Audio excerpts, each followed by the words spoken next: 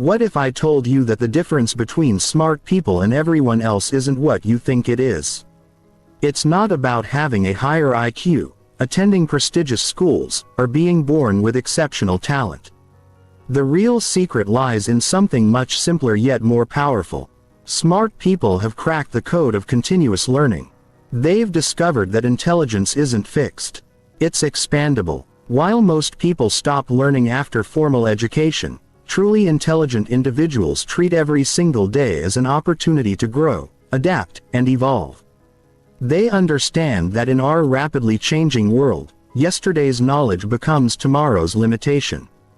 The most successful people you admire, the innovators who shape industries, the leaders who inspire millions, they all share one common trait.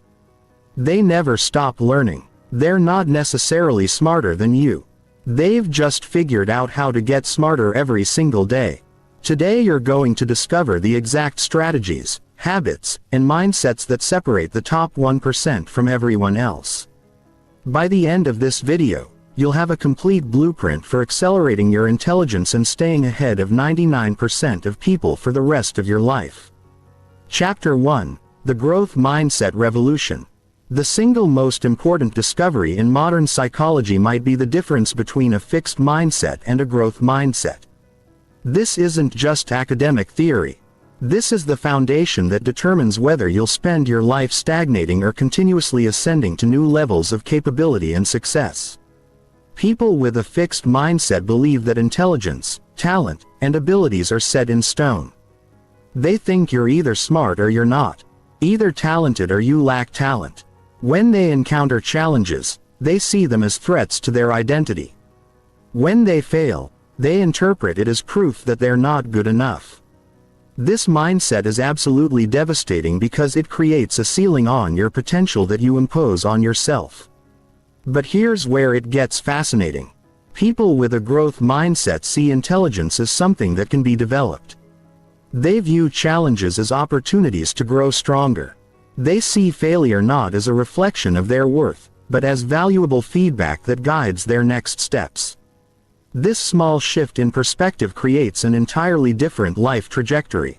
When you truly internalize that your brain is like a muscle that grows stronger with use, everything changes. The neuroscience behind this is remarkable. Your brain has something called neuroplasticity, which means it literally rewires itself based on your experiences and efforts. Every time you learn something new, your brain forms new neural connections. Every time you practice a skill, those connections become stronger and faster. This process continues throughout your entire life, which means you can become significantly more intelligent at any age. Smart people understand this at a deep level. They don't see their current abilities as limitations. They see them as starting points. When they encounter something they don't understand, instead of saying, "I'm not good at this," they say, "I'm not good at this yet." That simple word "yet" changes everything because it acknowledges that abilities can be developed. This mindset shift has profound practical implications. When you believe you can improve, you're willing to take on challenges that might initially seem beyond your capabilities. You're willing to persist through difficulties because you know that struggle is the mechanism of growth.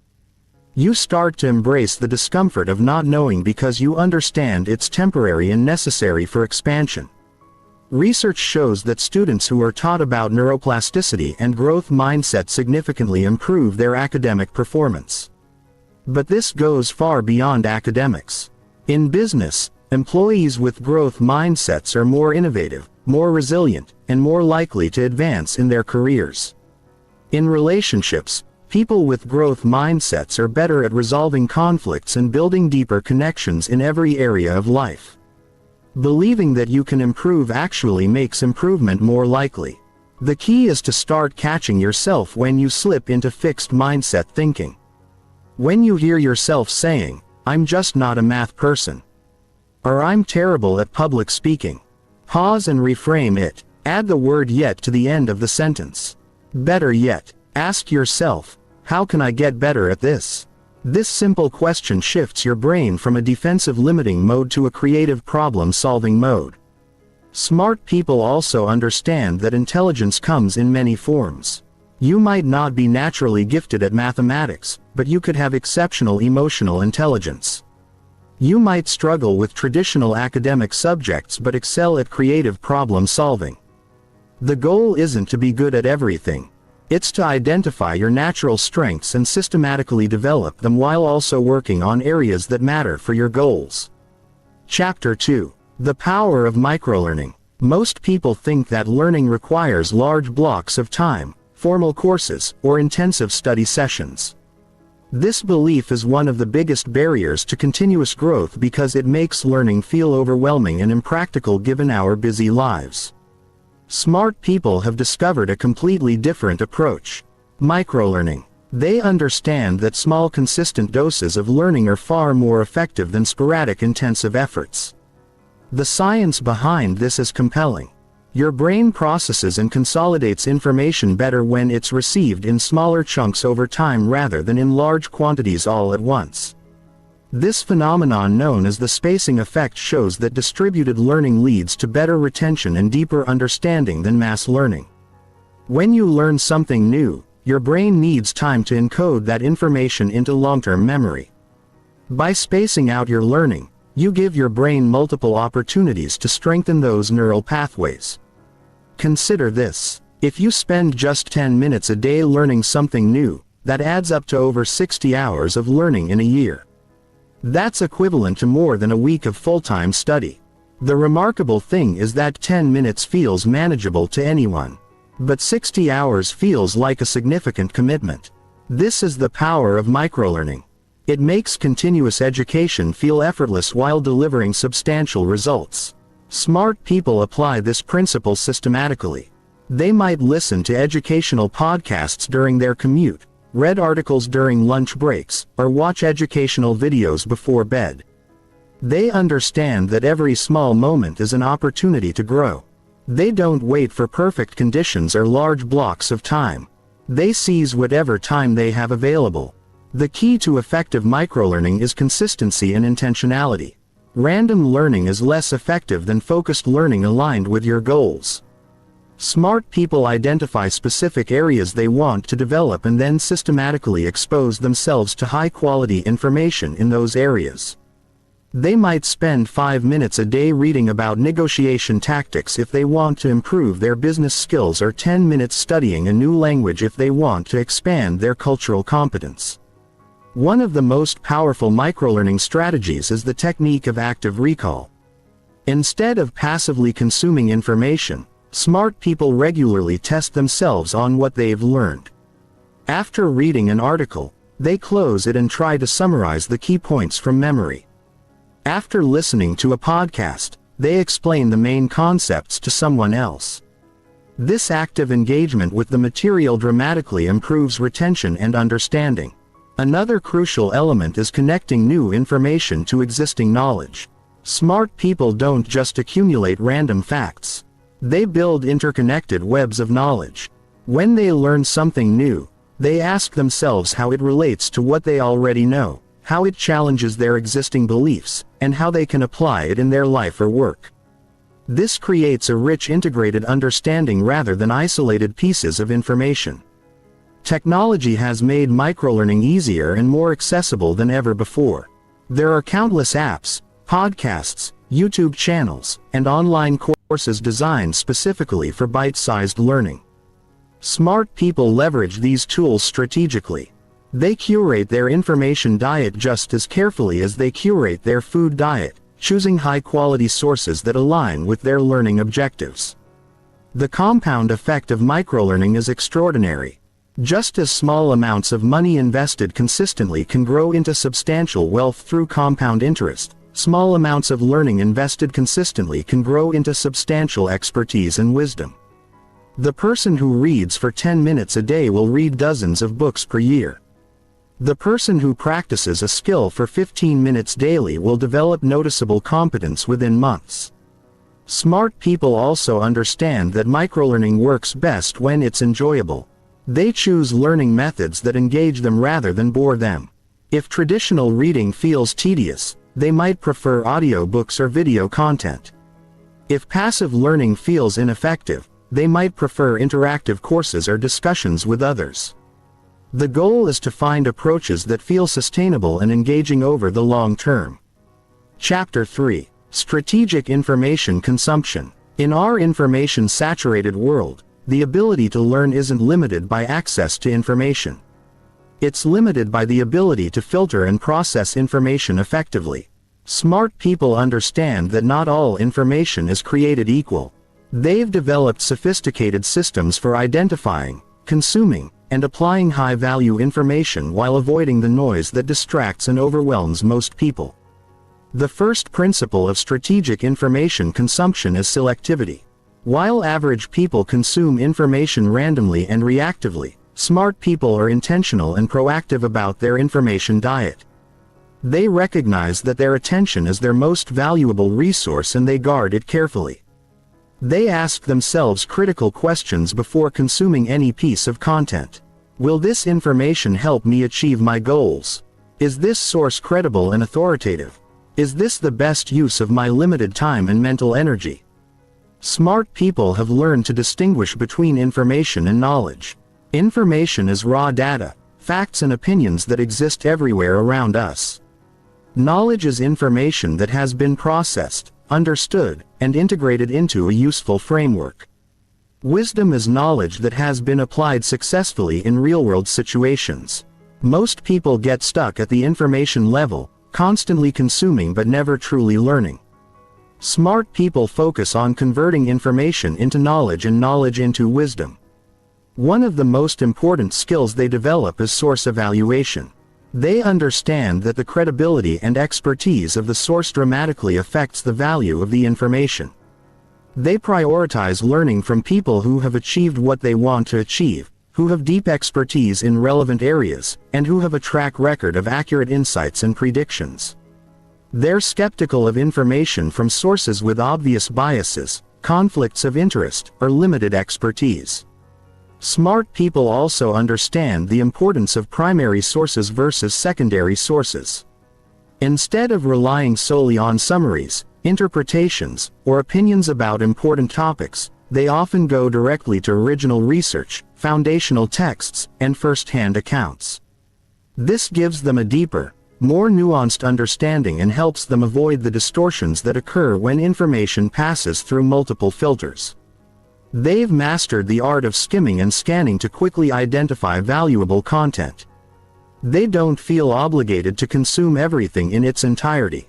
Instead, they quickly assess whether a book, article, or video contains information relevant to their goals. If it does, they engage deeply. If not, they move on without guilt. This skill allows them to process much larger volumes of potentially valuable content and identify the gems worth their full attention.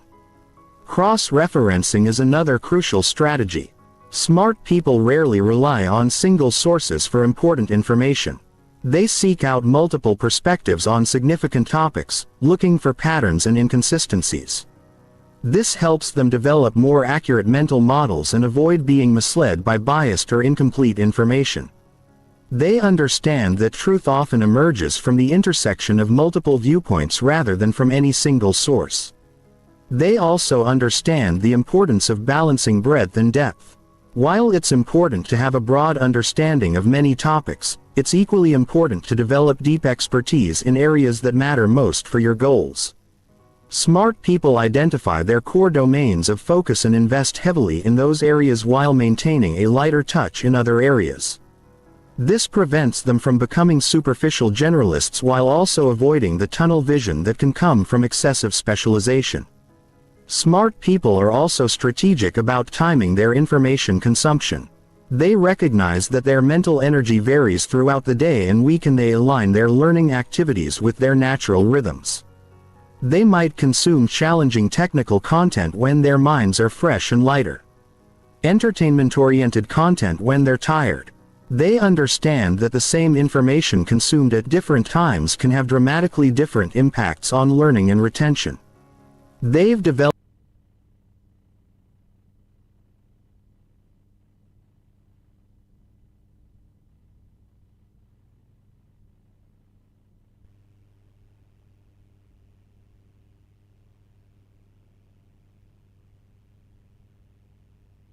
developed systems for capturing and organizing important information. Whether it's through note-taking apps, physical notebooks, or mental frameworks, they ensure that valuable insights don't get lost in the flood of daily information. They regularly review and synthesize their notes, looking for connections and patterns that might not have been obvious during initial consumption. Perhaps most importantly, smart people focus on actionable information. They constantly ask themselves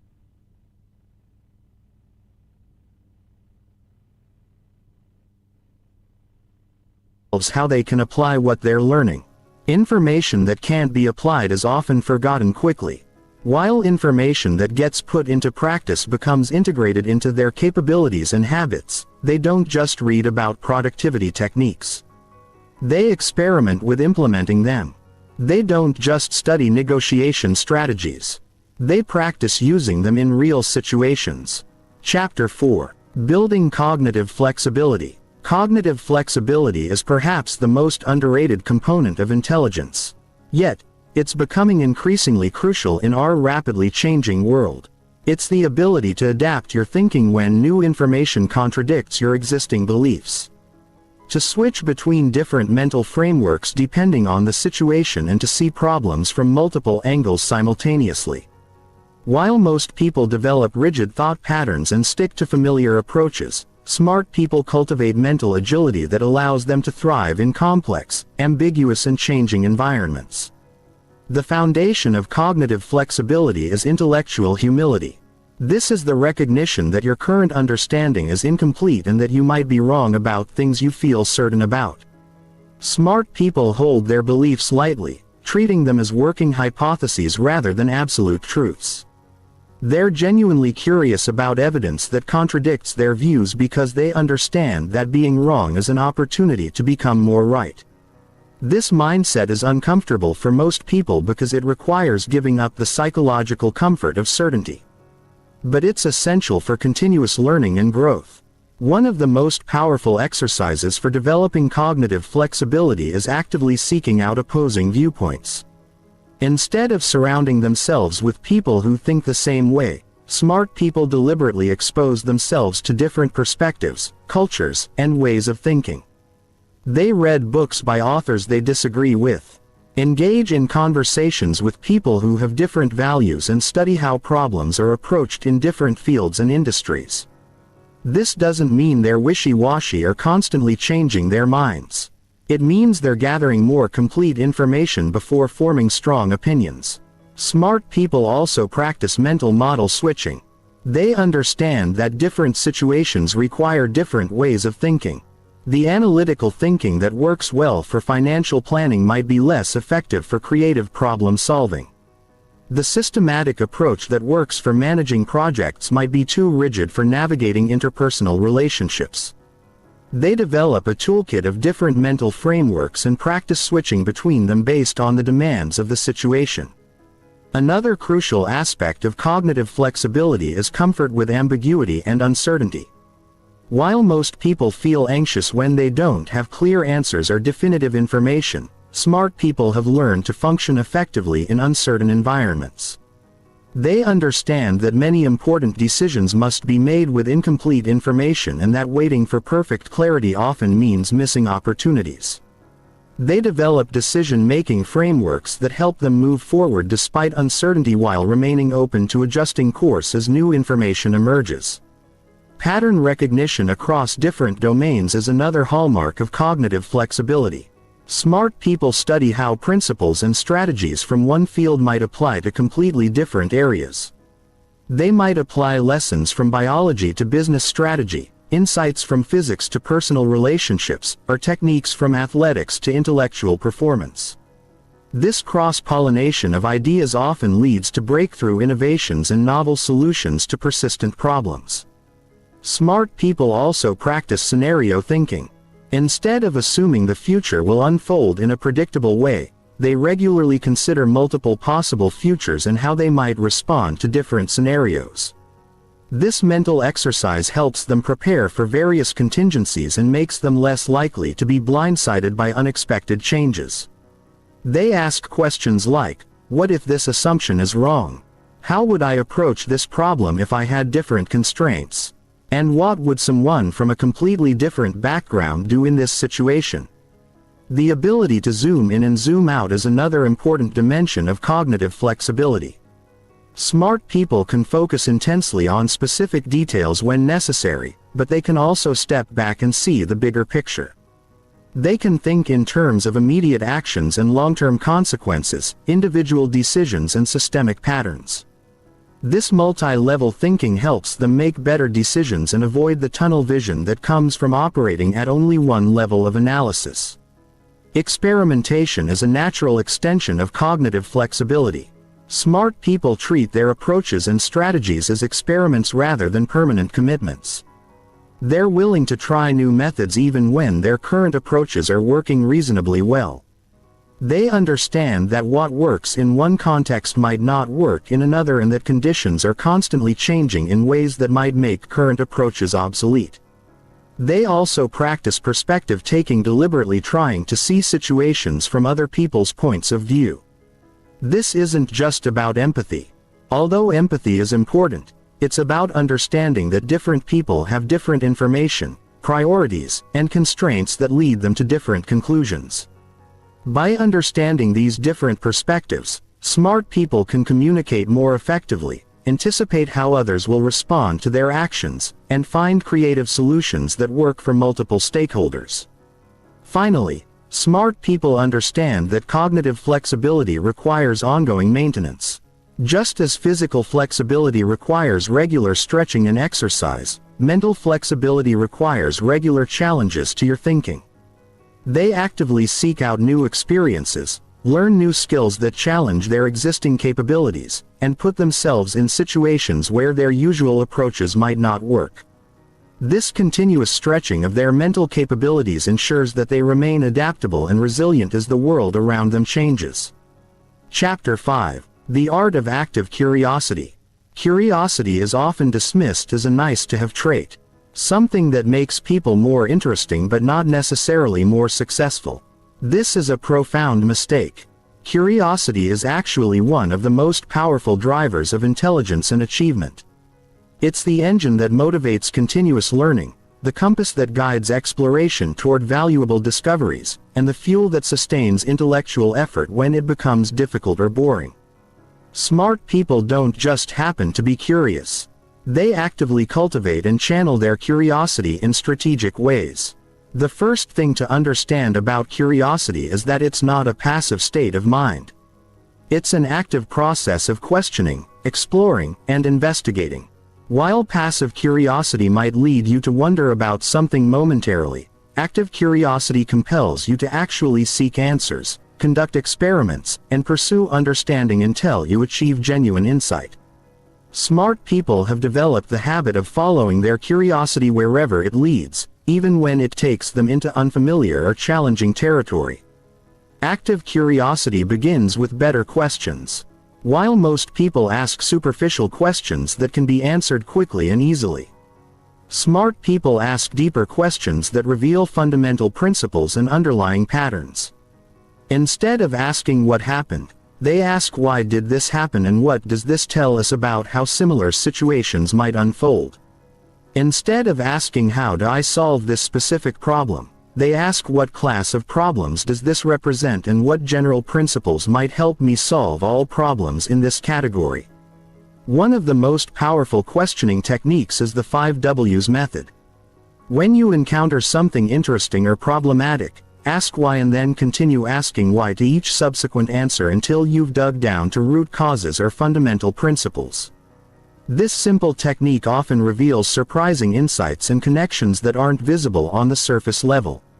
Smart people use this approach not just for problem solving but for understanding any phenomenon that captures their attention. Smart people also practice lateral curiosity, exploring connections between seemingly unrelated topics. While most people study subjects in isolation, curious individuals constantly ask, how does this relate to that? And what would happen if I combined these ideas? This cross-pollination of concepts from different fields often leads to breakthrough insights and innovative solutions.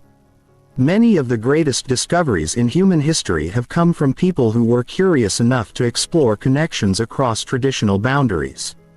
Another hallmark of active curiosity is the willingness to follow interesting tangents. While conventional wisdom suggests staying focused and avoiding distractions, smart people understand that some of the most valuable learning happens when you allow yourself to explore unexpected paths. They practice what might be called controlled wandering, giving themselves permission to follow interesting side trails while maintaining enough awareness to return to their main objectives when appropriate. Smart people also develop what could be called strategic ignorance awareness.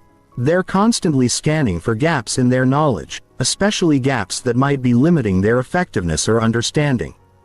Instead of pretending they know everything or avoiding topics they find challenging, they actively seek out their blind spots and knowledge gaps. They ask themselves questions like, what important things don't I know about this topic? And what assumptions am I making that might be wrong? The practice of active curiosity also involves seeking out mystery and complexity rather than avoiding it. While most people prefer simple, clear-cut answers, curious individuals are drawn to nuanced, ambiguous, and multifaceted phenomena. They understand that the most interesting and valuable insights often lie in the gray areas where simple explanations break down.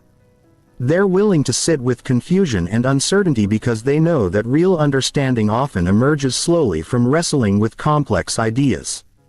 Smart people also understand that curiosity can be systematically developed and directed. They create what might be called curiosity systems, structured approaches for exploring topics that interest them. This might involve maintaining a list of fascinating questions to investigate, setting aside regular time for pure exploration, or creating learning projects that combine multiple interests. They understand that while spontaneous curiosity is valuable, intentional curiosity is even more powerful. They also practice curiosity about people and relationships, not just abstract concepts and technical topics. They're genuinely interested in understanding how other people think, what motivates them, how they make decisions, and what they've learned from their experiences. This social curiosity makes them better collaborators, leaders, and friends, while also providing them with insights they couldn't gain through solitary study. Perhaps most importantly, smart people maintain curiosity about themselves. They regularly examine their own thinking processes, emotional patterns, and behavioral habits. They ask themselves questions like, why do I react this way to this type of situation? And what beliefs am I holding that might be limiting my effectiveness? This self-directed curiosity leads to greater self-awareness and more intentional personal development. The compound effect of active curiosity over time is extraordinary.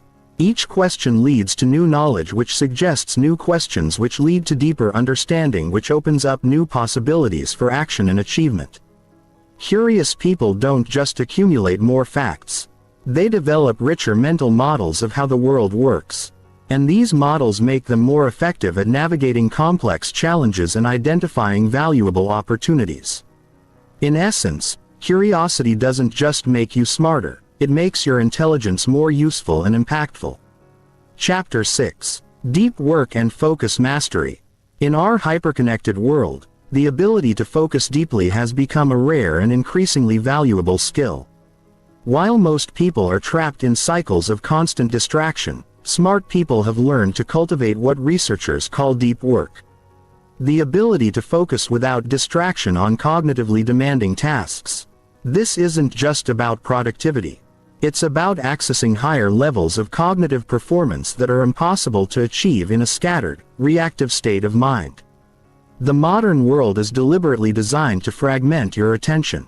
Every notification, email alert, and social media update is engineered by teams of neuroscientists and behavioral psychologists to capture and hold your focus. Companies spend billions of dollars studying how to make their products more addictive, more compelling, and harder to ignore. Your attention has become the most valuable commodity in the digital economy, and it's under constant assault. But here's what most people don't understand. Your ability to focus deeply isn't just about getting more done, quality of work you can produce. When you're constantly switching between tasks, checking your phone, and responding to interruptions, your brain never reaches the depths of concentration required for truly innovative thinking. You're operating in a state of what researchers call continuous partial attention, where you're always somewhat distracted and never fully engaged with any single task. Deep work, in contrast, allows you to push your cognitive capabilities to their limit. It's in these extended periods of uninterrupted focus that breakthrough insights emerge. Complex problems get solved and high-value skills get developed. The difference in output quality between deep work and shallow work isn't incremental. It's exponential. An hour of focused, uninterrupted work can often accomplish more than an entire day of fragmented effort. Smart people understand that deep work is a skill that must be systematically developed. Like physical fitness, it requires training, discipline, and gradual progression. You can't expect to suddenly focus deeply for hours if you've been operating in a state of constant distraction. Your attention span is like a muscle that has atrophied from disuse, and it needs to be gradually strengthened through deliberate practice. The first step in developing deep work capacity is understanding the different types of focus and when each is most valuable. There's controlled attention, which is the effortful concentration required for challenging cognitive tasks. There's selective attention, which involves filtering out distractions while maintaining focus on relevant information. And there's sustained attention, which is the ability to maintain focus over extended periods. Each type of attention serves different purposes and requires different training approaches. One of the most powerful deep work strategies is time blocking, where you schedule specific blocks of time for focused work and treat them as non-negotiable appointments. During these blocks, you eliminate all potential sources of distraction. Your phone goes into airplane mode. Your computer notifications are turned off. And you create a physical environment that supports sustained concentration. The key is to start small, perhaps with 90-minute blocks, and gradually increase the duration as your focus capacity improves. The concept of attention residue is crucial to understand. When you switch from one task to another, part of your attention remains stuck on the previous task. This residue accumulates throughout the day, making it progressively harder to focus deeply. Smart people minimize task switching by batching similar activities and creating clear transitions between different types of work. They understand that every time they check their phone or respond to an email while trying to focus, they're paying a cognitive tax that reduces their overall performance. Environmental design plays a critical role in deep work capacity. Smart people create dedicated spaces for focused work, environments that signal to their brains that it's time for serious concentration. This might mean having a specific desk that's only used for important projects, or a particular coffee shop where they go to think deeply. The goal is to create environmental cues that automatically trigger a focused mental state. Another crucial aspect of deep work is managing your energy, not just your time.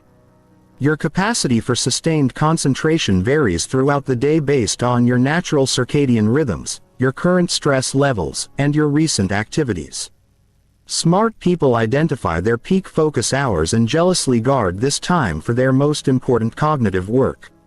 They understand that trying to do deep work when you're mentally fatigued is like trying to run a marathon when you're physically exhausted.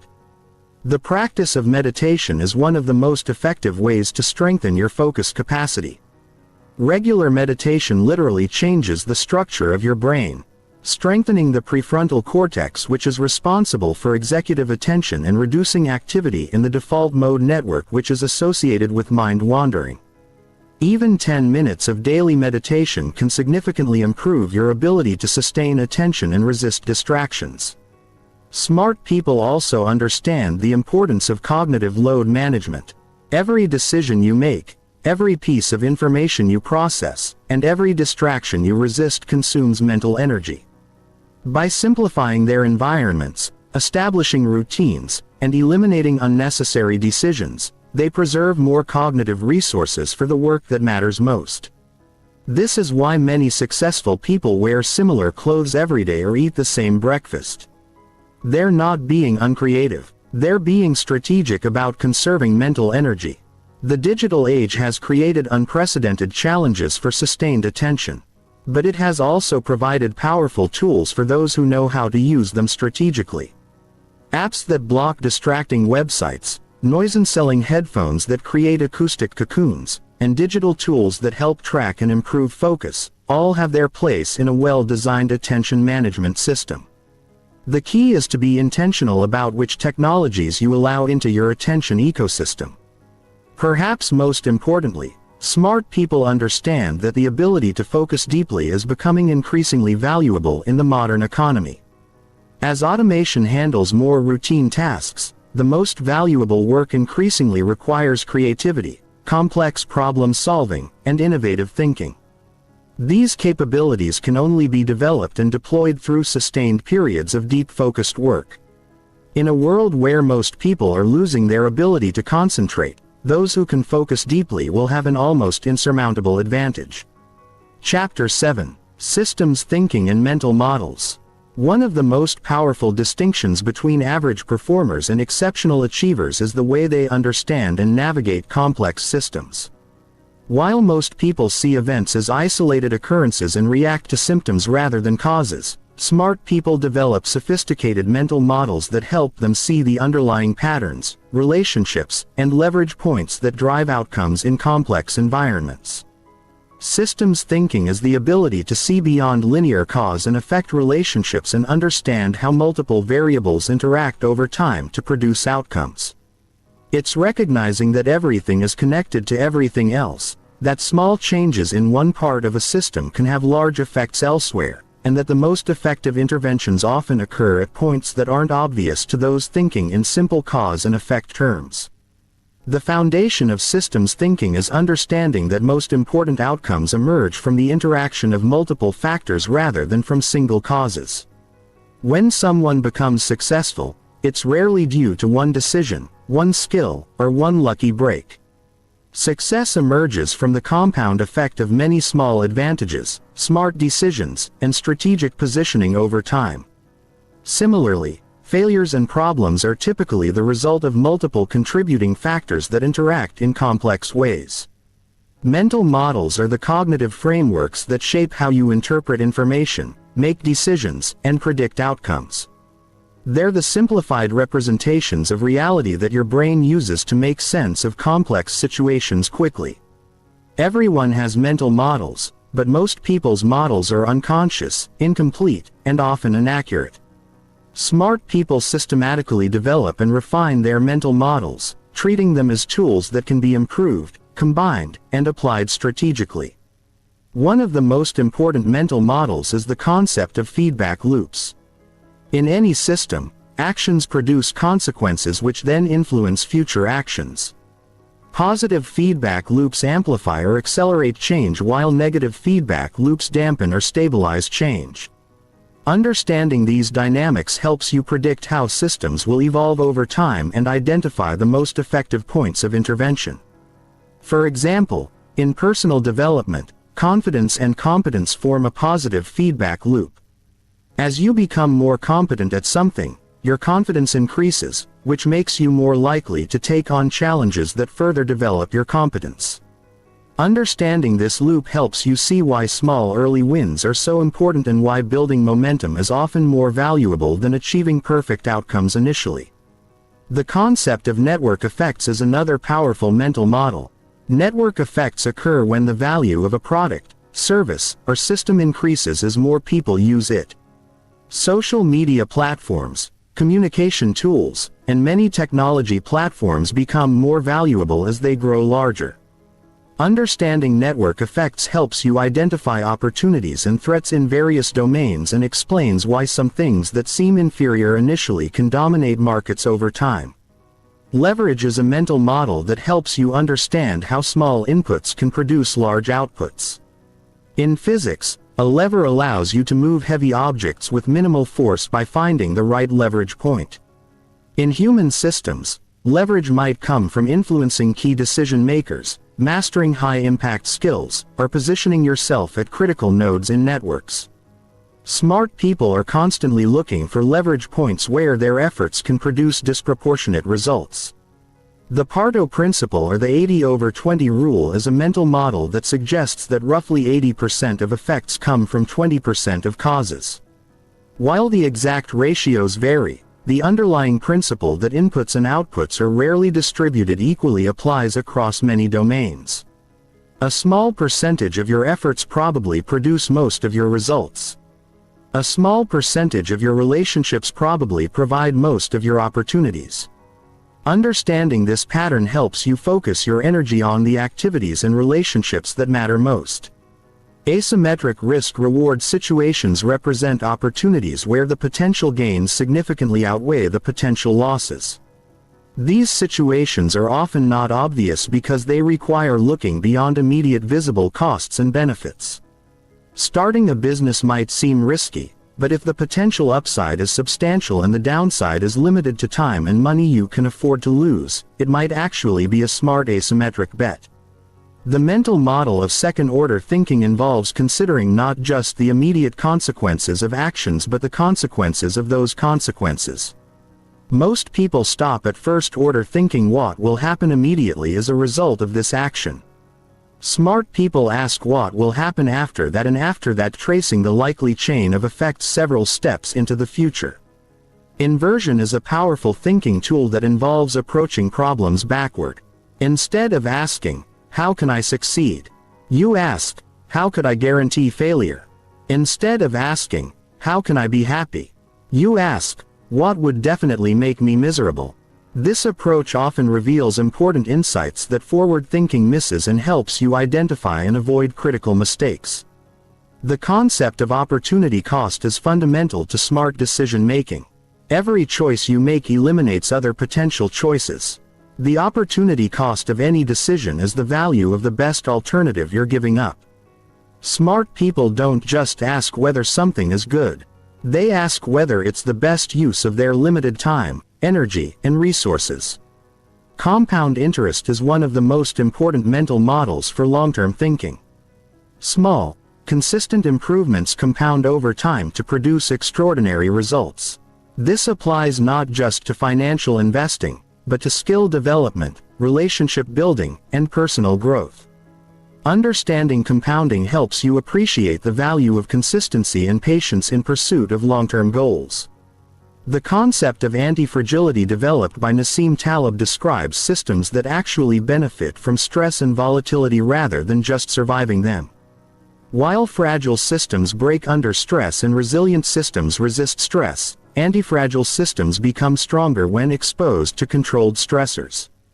This mental model applies to physical fitness, immune systems, and personal development, helping you understand why challenges and difficulties are often beneficial in the long run.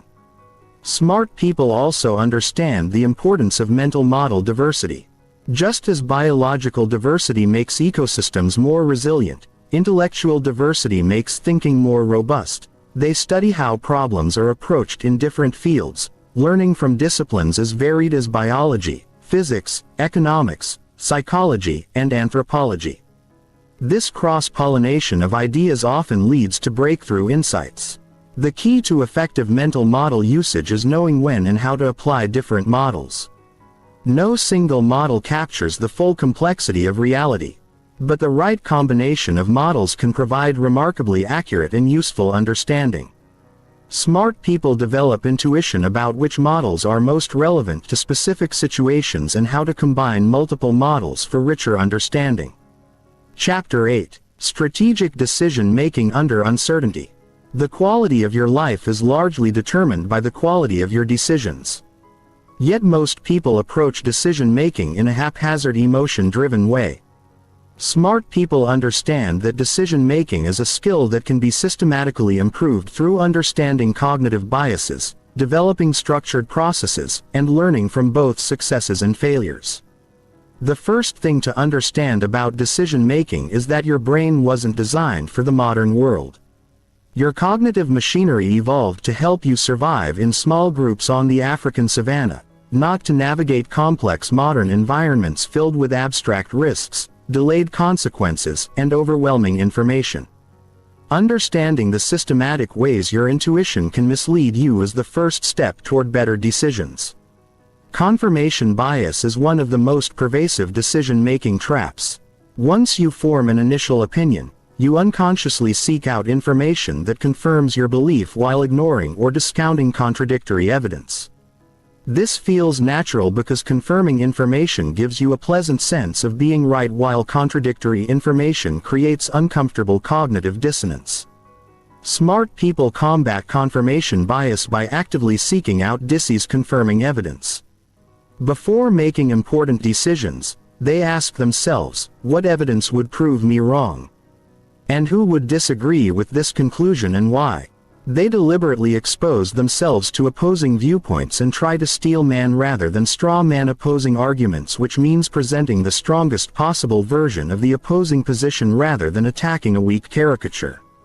The availability heuristic causes you to overweight recent, vivid, or easily remembered events when assessing probability. If you've recently seen news coverage of airplane crashes, you'll overestimate the danger of flying. If you know someone who got rich from cryptocurrency, you'll overestimate the likelihood of success in that area. Smart people counteract this bias by seeking out base rate information and using statistical thinking rather than relying on memorable anecdotes. Anchoring bias causes you to be overly influenced by the first piece of information you encounter about a topic. In negotiations, whoever makes the first offer sets an anchor that influences the entire discussion. In Decision M, your initial impression or the first option you consider tends to bias your evaluation of alternatives. Smart people recognize anchoring effects and deliberately seek out multiple reference points before making important decisions. The sunk cost fallacy leads you to continue investing in failing projects because you've already invested significant time, money, or effort. The rational approach is to evaluate future options based on their prospective value, not their past costs. But our psychological attachment to our previous investments makes this difficult. Smart people practice thinking like economists, asking, if I was starting fresh today, what would I choose? Rather than how can I justify my past investments? Loss aversion is the tendency to feel the pain of losing something more acutely than the pleasure of gaining something of equivalent value. This bias makes you overly cautious about taking reasonable risks and causes you to hold on to bad situations longer than you should because changing feels like losing what you currently have. Understanding loss aversion helps you evaluate trade-offs more rationally by focusing on total expected value rather than just potential losses. Smart people also understand the importance of decision-making frameworks that help them structure complex choices.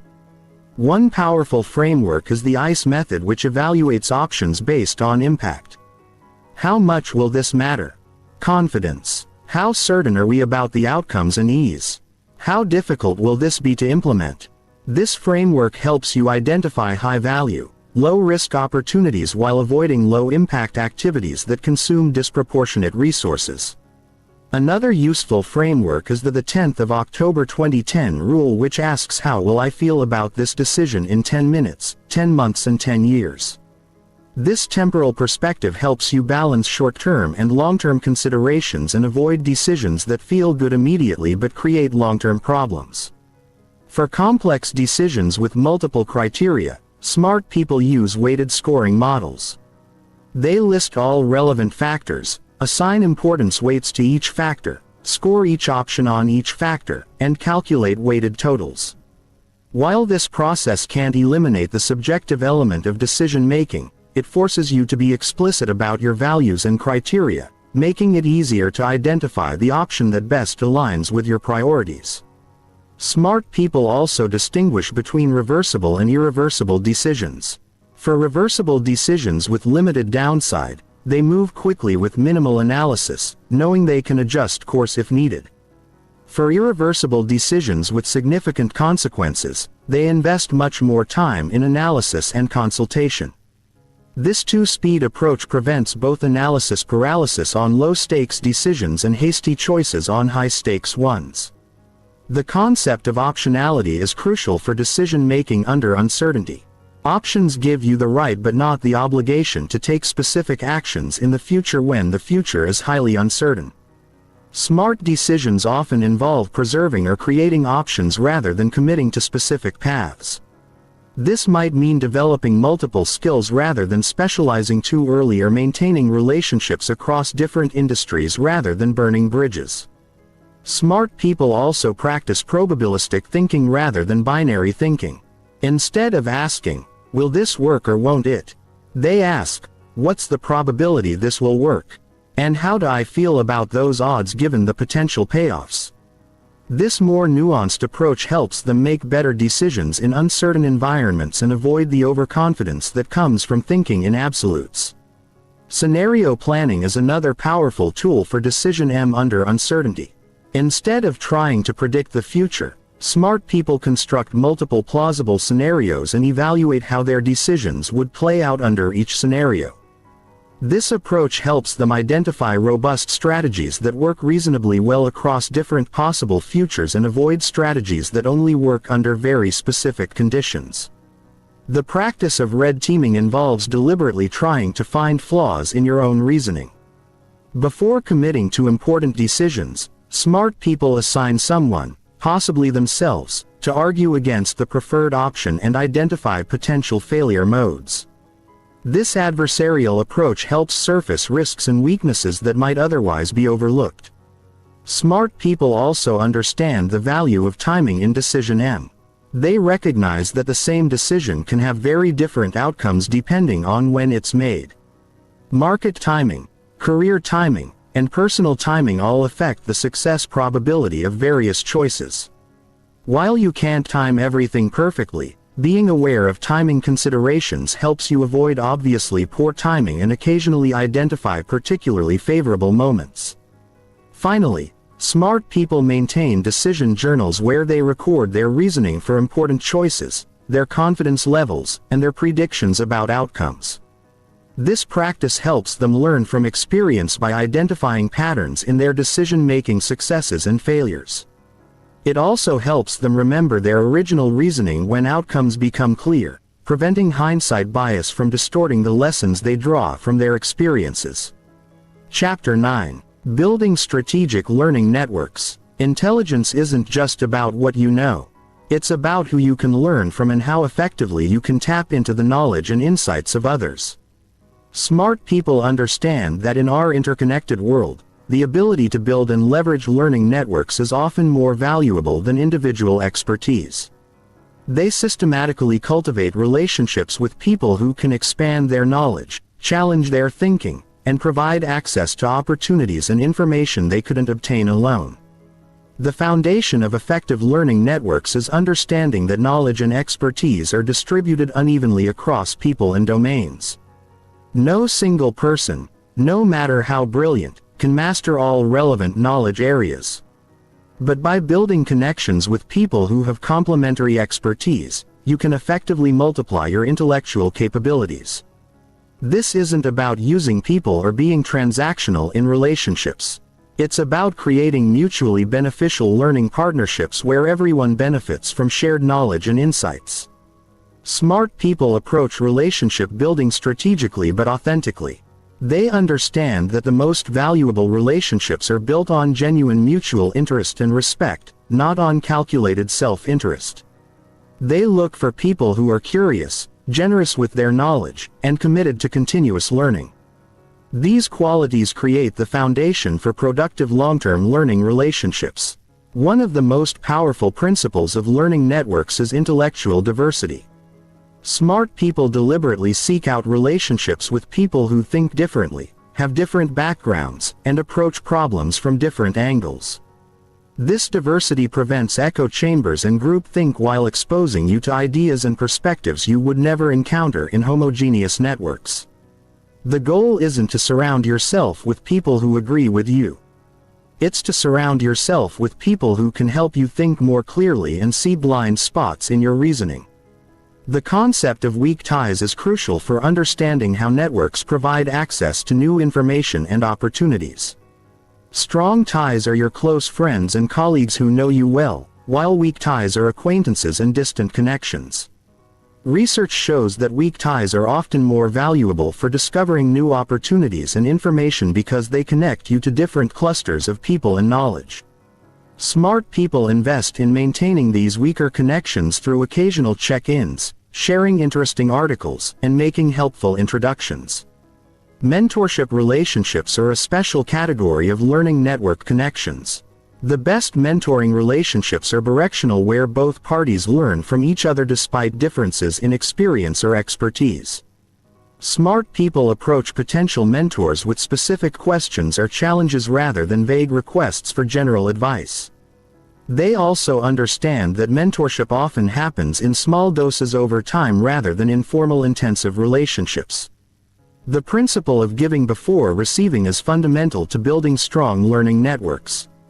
Smart people share knowledge, make introductions, and provide value to others before asking for help. This approach builds trust and reciprocity while establishing them as valuable network members that others want to maintain relationships with. They understand that network value compounds over time as you become known as someone who is helpful and knowledgeable. Digital platforms have dramatically expanded the possibilities for building learning networks. Social media, professional platforms, online communities, and virtual events provide access to people and ideas that would have been impossible to reach in previous generations. Smart people use these tools strategically, focusing on platforms and communities where their target learning partners are active and engaged. However, they also understand the limitations of digital relationships. The strongest learning relationships typically require some level of personal connection and trust that's difficult to build through purely digital interactions. Smart people use digital platforms to initiate connections and maintain relationships, but they look for opportunities to deepen important relationships through phone calls, video chats, or in-person meetings. The concept of knowledge arbitrage involves identifying valuable information or insights in one domain and applying them to different domains where that knowledge is less common. Learning networks facilitate this arbitrage by exposing you to expertise and information from diverse fields. Someone who understands both technology and agriculture might identify opportunities that wouldn't be visible to specialists in either field alone. Smart people also understand the importance of proximity and context in learning relationships. While digital connections are valuable, there's unique value in building relationships with people who operate in similar contexts or face similar challenges. Local professional groups, industry associations, and alumni networks can provide access to people who understand your specific challenges and opportunities. The practice of mastermind groups represents a formal structure for learning networks.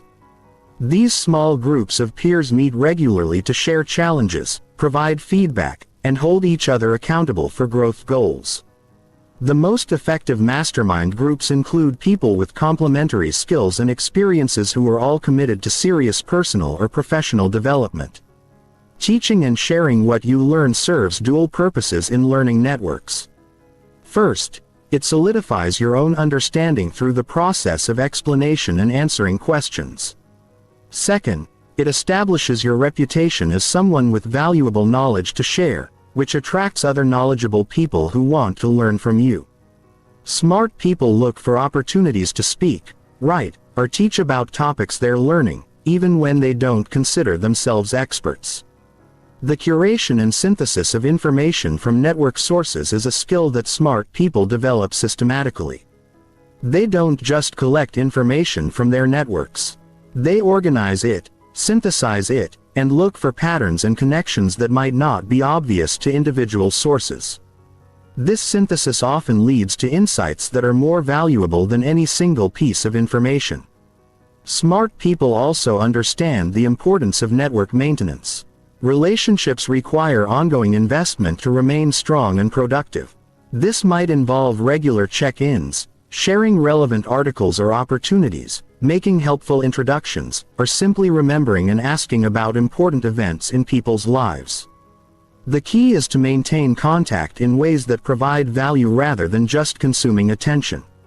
Finally, smart people are strategic about network evolution. As their goals and interests change, they gradually shift their network investment toward people and relationships that align with their current priorities. This doesn't mean abandoning old relationships, but it does mean being intentional about where you invest your limited relationship-building energy. They understand that networks, like other investments, should be regularly evaluated and rebalanced to ensure they're serving your current and future learning goals. Chapter 10. Resilience and Antifragile Adaptation. The final and perhaps most important characteristic that separates smart people from everyone else is their relationship with failure, setbacks, and adversity. While most people try to avoid difficulties and are diminished by challenges, smart people have developed what Nassim Taleb calls anti-fragility. The ability to actually become stronger and more capable as a result of facing difficulties and uncertainties. Traditional thinking about resilience focuses on the ability to bounce back from setbacks to return to your previous state after facing difficulties. But anti-fragility goes beyond resilience. It's about using challenges as opportunities for growth, learning, and improvement. It's about building systems and developing mindsets that actually benefit from volatility and stress rather than just surviving them. The foundation of antifragile adaptation is understanding that growth requires stress. Just as muscles grow stronger when subjected to resistance training, intellectual capabilities expand when challenged by difficult problems, and emotional resilience develops through navigating difficult situations. Smart people don't seek out unnecessary suffering, but they recognize that avoiding all challenges and discomforts ultimately makes them weaker and less capable. This principle applies across multiple dimensions of development. Intellectual antifragility comes from exposing yourself to ideas that challenge your beliefs, problems that stretch your capabilities, and situations that require you to think in new ways. Rather than staying in your comfort zone where your existing knowledge is sufficient, you deliberately seek out challenges that force you to grow. Physical antifragility involves subjecting your body to beneficial stresses through exercise, controlled exposure to temperature variations, and occasionally challenging physical demands. Mental antifragility develops through meditation, facing fears, and deliberately putting yourself in situations that require emotional regulation and mental toughness. One of the key insights about antifragility is the importance of controlled exposure to stressors. The goal isn't to expose yourself to unlimited stress, which would be destructive, but to gradually increase your capacity by facing progressively greater challenges. This is similar to the principle of progressive overload in physical training, where you gradually increase the demands on your muscles to stimulate growth. Smart people develop what might be called strategic discomfort, deliberately choosing challenges and difficulties that serve their long-term development goals. This might mean taking on projects that are at the edge of their capabilities, having difficult conversations they've been avoiding, or learning skills that feel awkward and unfamiliar initially. The concept of hormesis from biology is relevant here. Hormesis describes the phenomenon where small doses of something that would be harmful in large doses actually provide beneficial effects. This principle applies to psychological and intellectual development as well. Small doses of stress, uncertainty, and challenge can strengthen your adaptive capabilities, while large doses would be overwhelming and destructive. Failure reframing is a crucial skill for antifragile adaptation.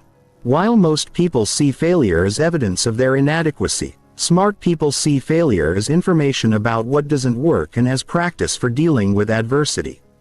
They understand that the ability to fail quickly, learn from failures, and iterate based on feedback is often more valuable than the ability to avoid failures entirely. This doesn't mean being reckless or seeking out failures unnecessarily. It means being willing to take calculated risks where the potential for learning and growth outweighs the costs of potential failure. It also means developing the emotional and psychological skills necessary to learn from failures rather than being paralyzed or discouraged by them. The practice of negative visualization, borrowed from Stoic philosophy, helps build antifragile mindsets. This involves regularly imagining potential losses, setbacks, or challenges and mentally rehearsing how you would respond. This preparation serves two purposes. It helps you appreciate what you currently have, and it builds confidence in your ability to handle difficult situations should they arise. Smart people also develop multiple backup plans and alternative pathways toward their goals. Rather than putting all their efforts into a single approach, they build redundancy into their strategies. This might mean developing multiple income streams, maintaining diverse skill sets, or cultivating relationships across different industries and domains. This redundancy provides antifragile benefits because when one pathway is blocked or disrupted, alternatives are available. The concept of optionality is closely related to antifragile adaptation. Options provide asymmetric payoffs where you can benefit from positive developments while limiting your exposure to negative developments. Smart people structure their lives and careers to maximize optionality, keeping multiple doors open and preserving the ability to pivot when new opportunities or challenges emerge. Learning from adjacent failures is another antifragile strategy. You don't have to experience every type of failure personally to benefit from failure-based learning. Smart people study the failures of others in their field, analyze what went wrong, and incorporate those lessons into their own strategies. This allows them to gain the benefits of failure-based learning without paying the full costs themselves. The development of emotional regulation skills is fundamental to antifragile adaptation. When you can manage your emotional responses to setbacks and challenges, you're more likely to make good decisions under pressure and less likely to be paralyzed by fear or overwhelmed by stress. This includes skills like mindfulness, cognitive reframing, and stress management techniques. Smart people also understand the importance of meaning-making in developing anti-fragility. When you can connect your current challenges to larger purposes and long-term goals, you're more likely to persist through difficulties and extract value from adverse experiences. This doesn't mean pretending that bad things are good, but it does mean finding ways that challenges can serve your broader development and life goals. The practice of systematic reflection helps convert experiences into wisdom. After facing challenges or setbacks, smart people take time to analyze what happened, what they learned, and how they can apply those lessons going forward. They maintain what might be called a learning log where they record insights from both successes and failures. Finally, antifragile adaptation requires building support systems that can provide perspective, encouragement, and practical help during difficult times. This isn't about dependence or avoiding personal responsibility. It's about recognizing that resilience and growth are enhanced by strong relationships and community support. Smart people invest in these relationships before they need them, understanding that the time to build support networks is when you don't urgently need them. The ultimate goal of antifragile adaptation is to reach a point where you're not afraid of uncertainty and challenges because you're confident in your ability to handle whatever emerges. This confidence comes not from believing that nothing bad will happen, but from knowing that you have the skills, mindsets, and support systems necessary to turn whatever happens into opportunities for growth and improvement. This is perhaps the most powerful form of intelligence, the ability to transform any experience into wisdom and strength. Chapter 11. Emotional Intelligence Mastery. While traditional intelligence focuses on cognitive abilities, emotional intelligence might be the most important form of intelligence for real-world success. Smart people understand that the ability to recognize, understand, and manage emotions, both their own and others, is what enables them to build meaningful relationships, navigate complex social situations, and make better decisions under pressure. Emotional intelligence isn't about suppressing emotions or being overly emotional. It's about developing sophisticated emotional awareness and regulation skills that enhance every aspect of life. The foundation of emotional intelligence is self-awareness. The ability to recognize and understand your own emotional states as they occur. Most people experience emotions without really understanding what they're feeling or why they're feeling it. They might know they're upset but not understand whether they're feeling frustrated, disappointed, angry, or hurt. Smart people develop what researchers call emotional granularity, the ability to distinguish between subtle emotional states and understand their specific triggers and implications. This emotional self-awareness requires developing an internal monitoring system that observes your emotional states without being overwhelmed by them. It's like becoming the narrator of your own emotional experience, able to step back and observe what's happening without being completely caught up in the emotion. This observer perspective allows you to make better decisions because you're not being driven entirely by emotional impulses. Self-regulation is the next crucial component. The ability to manage and direct your emotions rather than being controlled by them. This doesn't mean suppressing emotions or trying to eliminate them, which is neither possible nor healthy. Instead, it means understanding how to channel emotional energy productively and prevent emotions from leading to destructive behaviors or poor decisions. One of the most important self-regulation skills is the ability to pause between stimulus and response. When something triggers an emotional reaction, most people react immediately based on their initial emotional impulse. Smart people have trained themselves to create a small gap between feeling and reacting, using this space to consider their options and choose their response consciously. Stress management is a critical aspect of emotional regulation. Chronic stress doesn't just feel uncomfortable. It literally impairs your cognitive functioning, making it harder to think clearly, learn effectively, and make good decisions. Smart people develop sophisticated stress management strategies including physical practices like exercise and deep breathing, cognitive practices like reframing and perspective taking, and lifestyle practices like boundaries and time management. Social awareness, the ability to read and understand other people's emotions, is equally important. This involves paying attention not just to what people say, but to their tone of voice, body language, facial expressions, and other nonverbal cues. Most communication is actually nonverbal, and people who can read these subtle signals have a significant advantage in understanding what's really happening in social situations. Empathy is a crucial component of social awareness, but it's more complex than most people realize. There are actually different types of empathy, including cognitive empathy, which is understanding how someone else feels intellectually, and emotional empathy, which is actually feeling what someone else feels. Smart people develop both types while learning to manage their empathic responses so they don't become overwhelmed by other people's emotions. Relationship management brings together all the other emotional intelligence skills in service of building and maintaining strong relationships. This involves skills like effective communication, conflict resolution, influence, and collaboration. Smart people understand that almost everything worthwhile in life involves other people. So, the ability to build and maintain relationships is essential for achieving significant goals. One of the most important relationship skills is the ability to have difficult conversations constructively. Most people avoid conflict or handle it poorly, either becoming aggressive and damaging relationships or becoming passive and allowing problems to fester.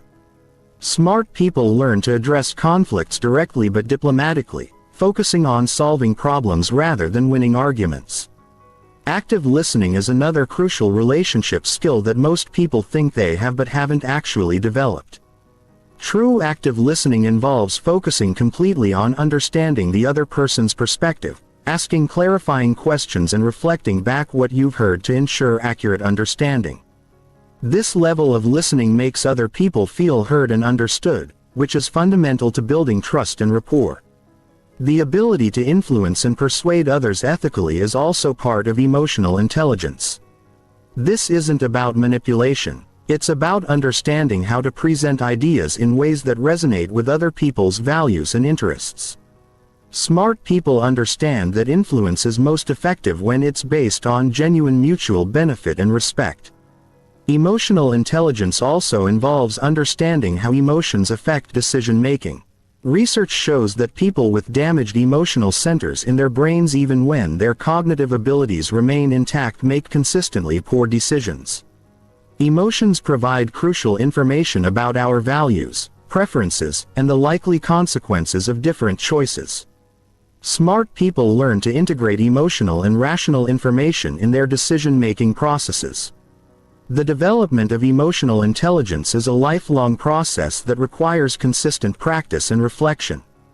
Smart people regularly examine their emotional patterns, seek feedback from others about their interpersonal effectiveness, and continuously work to improve their emotional skills.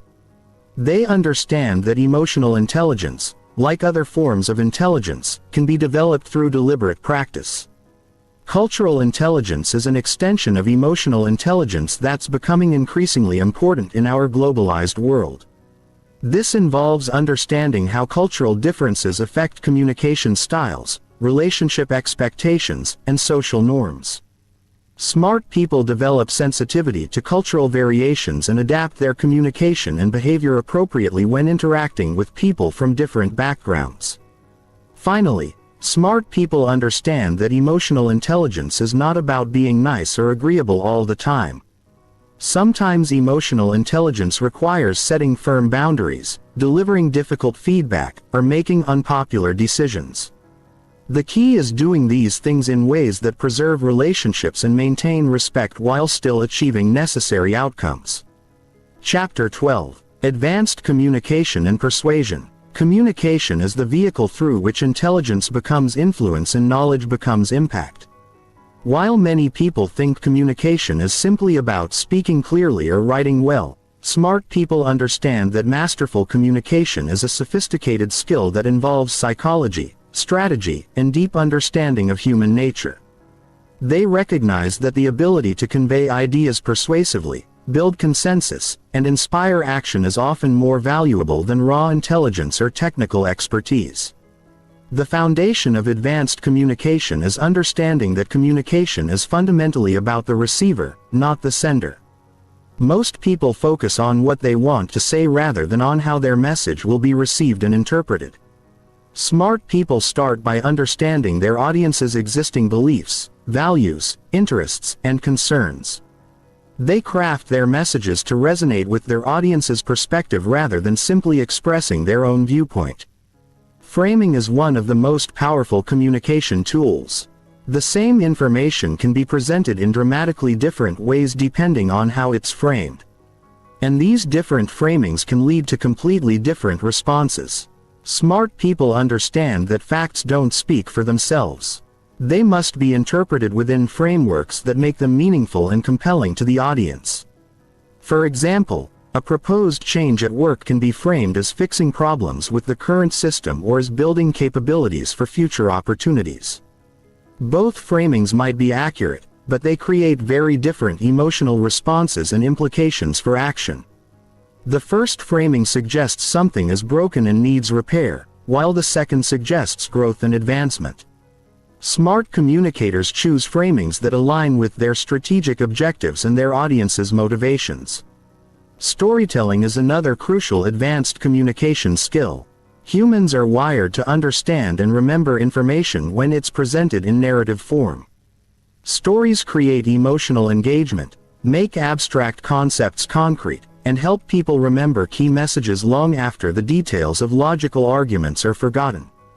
Smart people develop repertoires of stories that illustrate important principles and use these stories strategically to make their communications more impactful. The most effective stories for persuasive communication often follow a simple structure. A relatable character faces a challenge or opportunity, encounters obstacles, learns important lessons, and achieves a resolution that demonstrates key principles. This structure creates emotional investment and helps audiences see themselves in similar situations, making the lessons more personally relevant.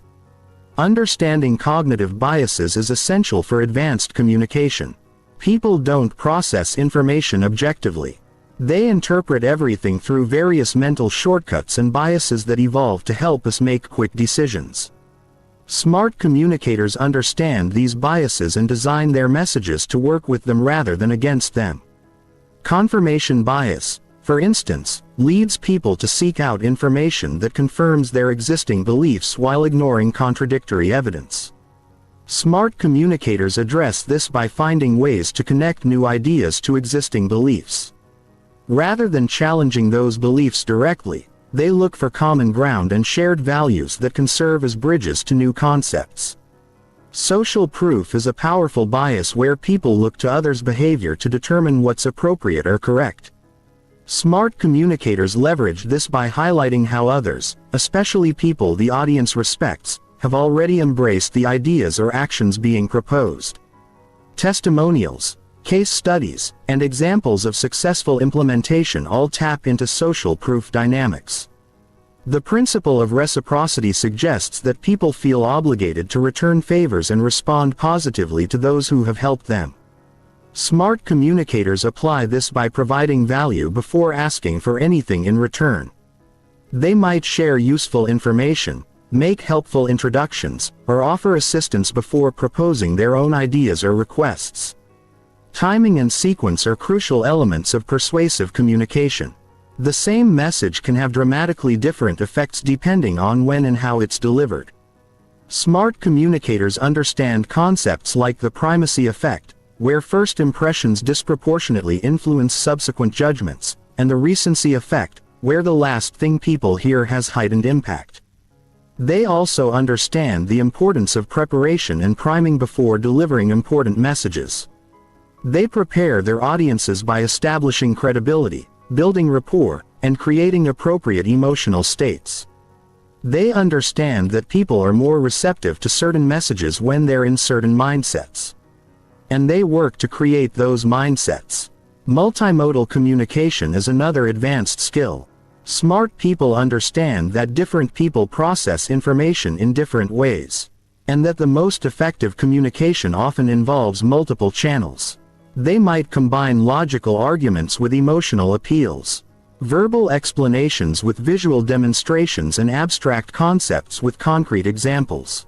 This redundancy ensures that their messages reach people regardless of their preferred communication styles. The ability to adapt communication style in real time based on feedback is a hallmark of advanced communicators. They pay close attention to both verbal and nonverbal responses from their audiences and adjust their approach accordingly. If they sense confusion, they provide more explanation or examples. If they sense resistance, they might acknowledge concerns or shift their framing. If they sense engagement, they might deepen their exploration of the topic. Questioning is a sophisticated communication tool that smart people use strategically. Rather than just making statements, they ask questions that guide others to reach desired conclusions themselves. This Socratic approach is often more persuasive than direct argument because people are more committed to conclusions they feel they've reached independently. Different types of questions serve different purposes. Open-ended questions gather information and encourage exploration. Leading questions guide thinking in specific directions. Hypothetical questions help people consider new possibilities. Clarifying questions demonstrate listening and ensure understanding. Smart communicators develop facility with all these questioning techniques. Advanced communicators also understand the power of silence and pacing. They know when to speak and when to remain quiet, allowing others to process information or fill comfortable silences with their own thoughts. They understand that rushing through important messages reduces their impact and that strategic pauses can create emphasis and allow for reflection. Finally, smart people understand that communication is ultimately about building relationships, not just transferring information.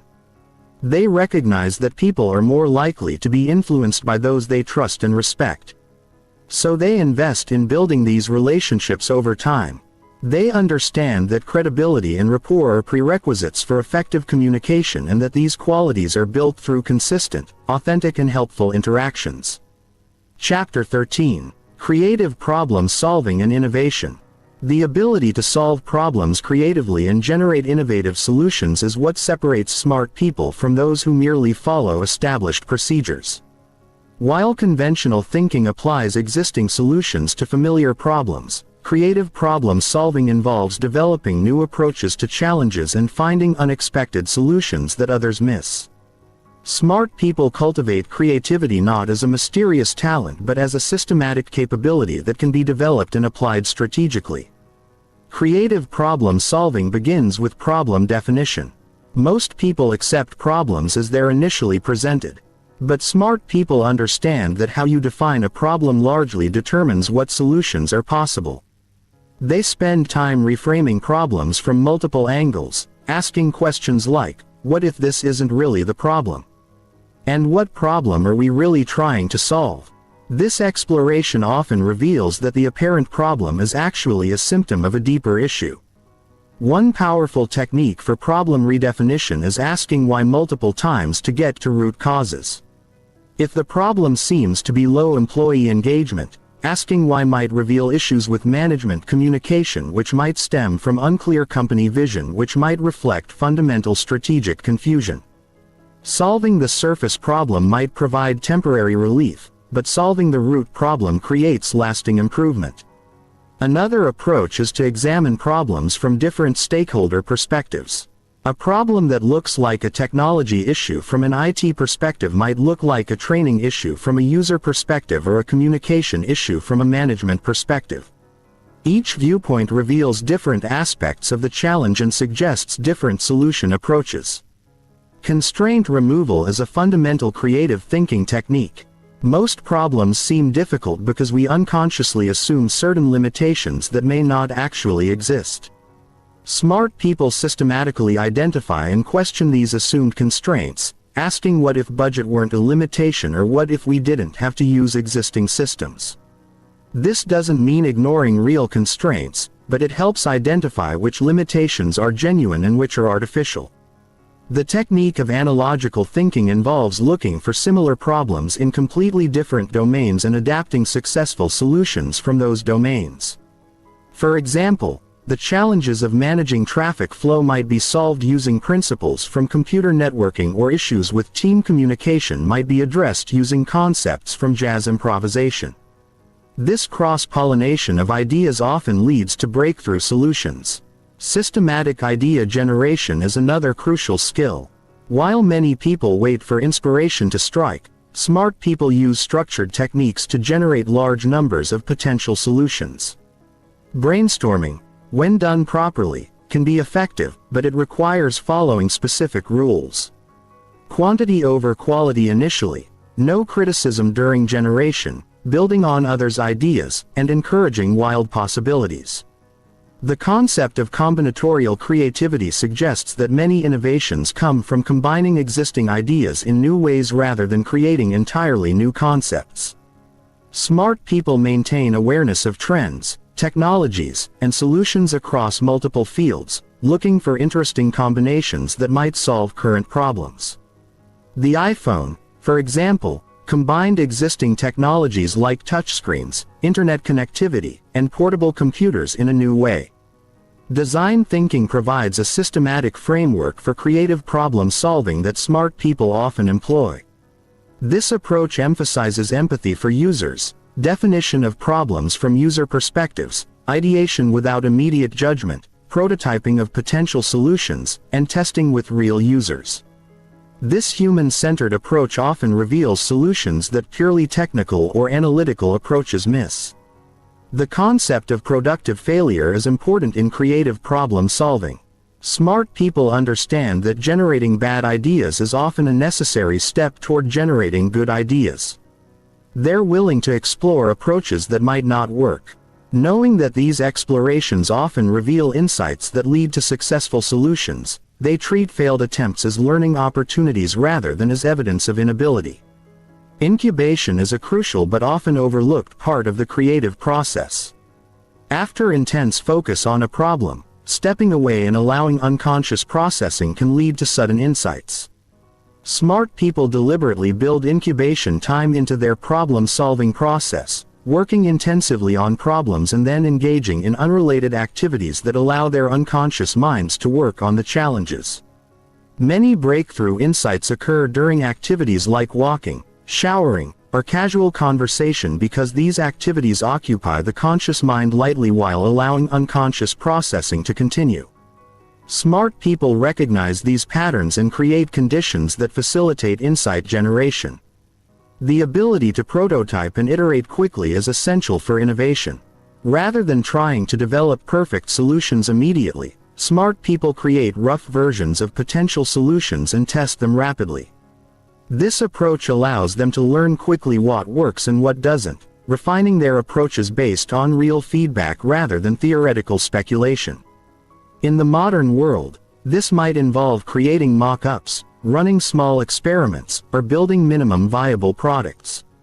The key is to make learning cheap and fast so you can explore many possibilities without committing significant resources to any single approach until you have evidence of effectiveness. Smart people also understand the importance of diverse perspectives in creative problem solving. They seek input from people with different backgrounds, expertise, and thinking styles. They understand that homogeneous groups often produce conventional solutions because everyone brings similar assumptions and approaches to problems. Environmental factors significantly influence creative thinking. Smart people create physical and social environments that support creativity, which might include spaces for both focused work and casual interaction, access to diverse information sources, and cultures that encourage experimentation and learning from failure. Finally, smart people understand that creativity is not just about generating ideas but about implementing them effectively. They develop skills in evaluation and selection, choosing which ideas are worth pursuing based on criteria like feasibility, impact, and alignment with goals. They also understand that innovation often requires persistence as initial implementations rarely work perfectly and require refinement based on experience. Chapter 14. Time Management and Energy Optimization.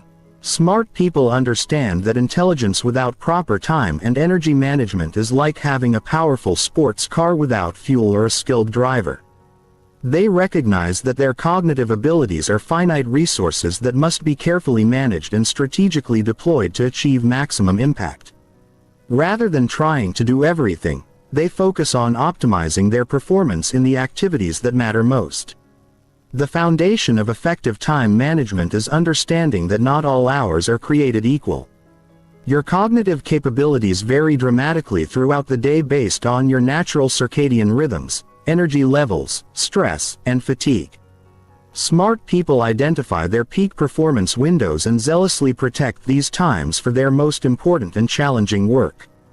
They understand that an hour of focused work during peak performance can accomplish more than several hours of work when energy is low. Energy management is actually more important than time management. You can't create more time, but you can significantly influence your energy levels through strategic choices about sleep, nutrition, exercise, and stress management. Smart people treat their energy as their most valuable resource and make decisions based on energy optimization, not just time allocation. Sleep is the foundation of cognitive performance. Yet many people sacrifice sleep in the mistaken belief that working longer hours leads to better results. Research consistently shows that sleep deprivation impairs decision-making, creativity, memory formation, and emotional regulation. Smart people prioritize sleep quality and quantity, understanding that being well rested is a competitive advantage. Physical exercise has profound effects on cognitive function that go far beyond physical health. Exercise increases the production of brain-derived neurotrophic factor which supports the growth of new neural connections. It also improves mood, reduces stress hormones, and increases energy levels. Smart people view exercise not as time taken away from work but as an investment in cognitive performance. Nutrition directly affects brain function, energy levels, and mood. Smart people understand that their food choices influence their cognitive capabilities and make eating decisions strategically. They avoid foods that cause energy crashes, maintain stable blood sugar levels, and ensure adequate hydration. They understand that what they eat for lunch affects their afternoon productivity. The principle of attention management is crucial for cognitive optimization. Your attention is constantly under assault from notifications, interruptions, and distractions. Smart people create environments and systems that protect their attention, understanding that every interruption carries a switching cost that reduces overall performance. They use techniques like time blocking, notification management, and environmental design to maintain focus on important tasks. Task batching is a powerful technique for optimizing cognitive efficiency. Similar tasks that require similar mental resources can be grouped together to minimize switching costs. Smart people might batch all their email responses into specific time blocks, group similar phone calls together, or dedicate specific days to particular types of work. This approach reduces the mental overhead of constantly switching between different types of thinking. The concept of energy matching involves aligning different types of tasks with appropriate energy states. Creative work often requires high energy and fresh thinking, while administrative tasks might be done effectively with lower energy levels. Smart people map their typical energy patterns and schedule tasks accordingly, doing their most demanding work when they're at their cognitive peak. Strategic procrastination is different from problematic procrastination. While avoiding important tasks is counterproductive, deliberately delaying less important tasks can be beneficial. Smart people procrastinate strategically on low-priority activities while being disciplined about high-priority ones. They understand that saying yes to everything means saying no to what matters most. The 80/20 principle applies powerfully to time management. Roughly 20% of activities typically produce 80% of results. Smart people continuously analyze their activities to identify which tasks, relationships, and projects provide the highest return on time investment. They then work to increase time spent on high-leverage activities while reducing or eliminating low-value tasks. Delegation and automation are essential skills for intelligent time management. Smart people understand that their time is valuable and look for opportunities to have others do tasks that don't require their specific expertise. They also leverage technology and systems to automate routine tasks, freeing their time and mental energy for activities that require human judgment and creativity. The concept of opportunity cost is central to smart time management. Every minute spent on one activity is a minute not spent on another activity. Smart people regularly evaluate whether their current time allocation is optimal, asking questions like, "Is this the best use of my time right now? And what am I not doing because I'm doing this?" Boundary setting is crucial for protecting time and energy. Smart people learn to say no to requests, invitations, and opportunities that don't align with their priorities, even when these opportunities seem attractive. They understand that every yes is a no to something else, and they make these trade-offs consciously rather than automatically. Recovery and renewal are essential components of sustainable high performance. Smart people understand that pushing constantly without rest leads to burnout and decreased performance over time. They build regular recovery periods into their schedules, including daily breaks, weekly restoration time, and longer periodic renewals. They view rest not as laziness but as a strategic investment in sustained performance. Technology can be either a powerful tool for optimization or a major source of distraction. Smart people use technology strategically, leveraging tools that enhance their capabilities while being vigilant about digital distractions. They customize their digital environments to support their goals rather than undermine them. Finally, smart people understand that time and energy optimization is an ongoing process that requires regular evaluation and adjustment. They track their performance patterns, experiment with different approaches, and continuously refine their systems based on results. They treat optimization as a skill to be developed rather than a problem to be solved once. Chapter 15: Integration and Implementation. Everything you've learned throughout this journey means nothing without consistent implementation. Smart people understand that knowledge without action is merely entertainment. The gap between knowing what to do and actually doing it consistently is where most people fail to achieve their potential. This final chapter is about bridging that gap and creating lasting change in your life. The first principle of successful implementation is starting small and building momentum. Most people fail to implement new habits and systems because they try to change too much too quickly. They attempt dramatic transformations that are unsustainable and abandon their efforts when they inevitably fall short of unrealistic expectations. Smart people understand that small consistent changes compound into extraordinary results over time. Begin by choosing 1 or 2 principles from everything you've learned and focus exclusively on implementing those before adding additional elements. This might mean starting with just 10 minutes of daily learning or developing a simple reflection practice or beginning to ask better questions in conversations. The specific starting point matters less than the consistency of practice. The concept of keystone habits is crucial for successful implementation. Keystone habits are behaviors that naturally trigger other positive behaviors. Exercise, for example, often leads to better eating, improved sleep, and increased productivity. Meditation might lead to better emotional regulation, improved focus, and more thoughtful decision-making. Identify which habits might serve as keystones in your life and prioritize developing those. Environmental design is one of the most powerful tools for ensuring successful implementation. Your environment should make good choices easy and bad choices difficult.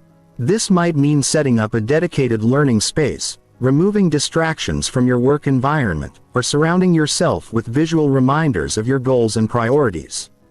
Smart people understand that willpower is limited, so they design their environments to support their desired behaviors automatically. Tracking and measurement are essential for maintaining progress and motivation. What gets measured gets managed. Create simple systems for tracking your progress on the behaviors you're trying to develop. This might be a simple checklist, a habit tracker app, or a journal where you record daily progress. The act of measurement itself often improves performance by increasing awareness and accountability. Social accountability can dramatically improve implementation success. Share your learning goals and implementation plans with people who will support your growth and hold you accountable for your commitments.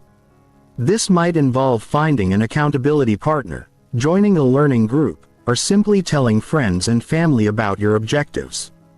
The knowledge that others are aware of your goals increases the likelihood that you'll follow through. The practice of systematic reflection is crucial for continuous improvement. Smart people regularly evaluate their progress. Identify what's working and what isn't and adjust their approaches based on evidence. This might involve weekly or monthly reviews where you assess your progress, celebrate successes, and identify areas for improvement. During these reflection sessions, ask yourself important questions. What behaviors have I successfully implemented? What obstacles have I encountered? How can I adjust my approach to be more effective? What have I learned about myself through this process? This systematic reflection prevents you from continuing ineffective approaches and helps you optimize your implementation strategies. Identity-based change is more powerful than outcome-based change. Instead of focusing solely on what you want to achieve, focus on who you want to become. Every action you take is a vote for the type of person you want to be. When you read for 10 minutes, you're voting for being a learner. When you ask thoughtful questions, you're voting for being a curious person. When you practice emotional regulation, you're voting for being an emotionally intelligent person. This identity-based approach makes behavior change more sustainable because it aligns your actions with your sense of self rather than relying on motivation or willpower. You don't have to force yourself to do things that learning-oriented people do. You do them because that's who you are. The compound effect is the most important concept to understand for long-term success. Small improvements made consistently over time create extraordinary results. A 1% improvement every day leads to being 37 times better over a year. The challenge is that this improvement is often invisible in the short term, which is why most people give up before the compounding becomes obvious. Smart people understand that the most important changes are often the least dramatic in the moment, but the most powerful over time. They focus on process improvements rather than outcome achievements. Knowing that better processes inevitably lead to better outcomes, dealing with setbacks and failures is an inevitable part of any implementation process. Smart people expect setbacks and prepare for them mentally and strategically. When they fail to follow through on their commitments, they treat these failures as information rather than evidence of personal inadequacy. They ask what they can learn from the failure and how they can adjust their approach to be more successful. The goal is progress, not perfection. You will have days when you don't follow through on your commitments. When you fall back into old patterns, when you feel like you're not making progress. This is normal and expected. The key is to get back on track quickly rather than using setbacks as excuses to abandon your efforts entirely. Integration across different life domains is essential for sustainable change. The principles you've learned don't apply only to professional development or intellectual growth. They apply to relationships, health, finance, and every other area of life. Look for opportunities to apply growth mindset, systems, thinking, emotional intelligence, and other concepts across all aspects of your life. Finally, remember that becoming smarter is not a destination but a journey. The goal is not to reach some fixed state of intelligence but to continuously grow, adapt, and improve throughout your life. The world will continue to change rapidly, and your ability to learn, adapt, and grow will determine your continued success and fulfillment. The people who stay ahead of 99% of others are not those who reach some pinnacle of achievement and stop growing. They are those who make continuous learning and improvement a permanent part of their identity. They understand that in a rapidly changing world, the only constant is change and the only sustainable advantage is the ability to learn and adapt faster than others. Start today. Choose one principle from everything you've learned and begin implementing it immediately. Your future self will thank you for taking action today rather than waiting for the perfect moment. That will never come. The journey of continuous growth and improvement begins with a single step taken today in the direction of who you want. All you've dreamed of achieving, every version of yourself you've imagined becoming is sitting right there waiting for you. And the only thing standing between you and that reality is the 6 in between your ears. Your mind, the most powerful tool you'll ever possess, yet the one most people never learn to truly control. Today, we're going to change that. We're going to explore how mastering your mind isn't just about positive thinking or meditation. It's about fundamentally rewiring your entire relationship with reality itself. By the time we're done here, you'll understand that controlling your mind isn't just a nice idea. It's the ultimate superpower that determines whether you live as the architect of your destiny or remain a passenger in your own life. Chapter 1: The Prison of Unconscious Thinking. Most people live their entire lives as prisoners in their own minds, and they don't even realize the bars exist. Every single day you're bombarded with approximately 60 to 70,000 thoughts. That's one thought every 1.2 seconds during your waking hours. But here's what's absolutely mind-blowing. According to neuroscience research, 95% of these thoughts are exactly the same as the ones you had yesterday. And tomorrow you'll think the same thoughts again. You're literally running the same mental programs on repeat day after day, year after year, creating the same experiences, the same emotions, the same limitations, and wondering why your life never changes. Think about this for a moment. If your thoughts create your reality and you're thinking the same thoughts every single day, then you're literally creating the same reality every single day you wake up. And within moments, your brain automatically starts playing the greatest hits album of your limitations. I can't do this because I'm not good enough. Because this won't work because life is hard. Because and just like that, before you've even gotten out of bed, you've already sentenced yourself to another day of the same life you've been living. But it gets worse. Not only are most of your thoughts repetitive, but neuroscientists have discovered that approximately 80% of our daily thoughts are negative. That means out of those 60 to 70,000 thoughts you're having every day, roughly 56,000 of them are working against you. Imagine having an enemy following you around all day, whispering discouraging things in your ear every few seconds. That's literally what's happening inside your own head, except the enemy is you.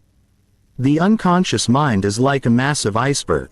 The conscious mind, the part you think you're in control of, is just the tip floating above water. But beneath the surface lies this enormous mass of unconscious programming that's actually running your life. Your unconscious mind processes approximately 11 million bits of information per second, while your conscious mind can only handle about 40 bits per second. That means your unconscious mind is processing information at a rate that's roughly 275,000 times faster than your conscious awareness.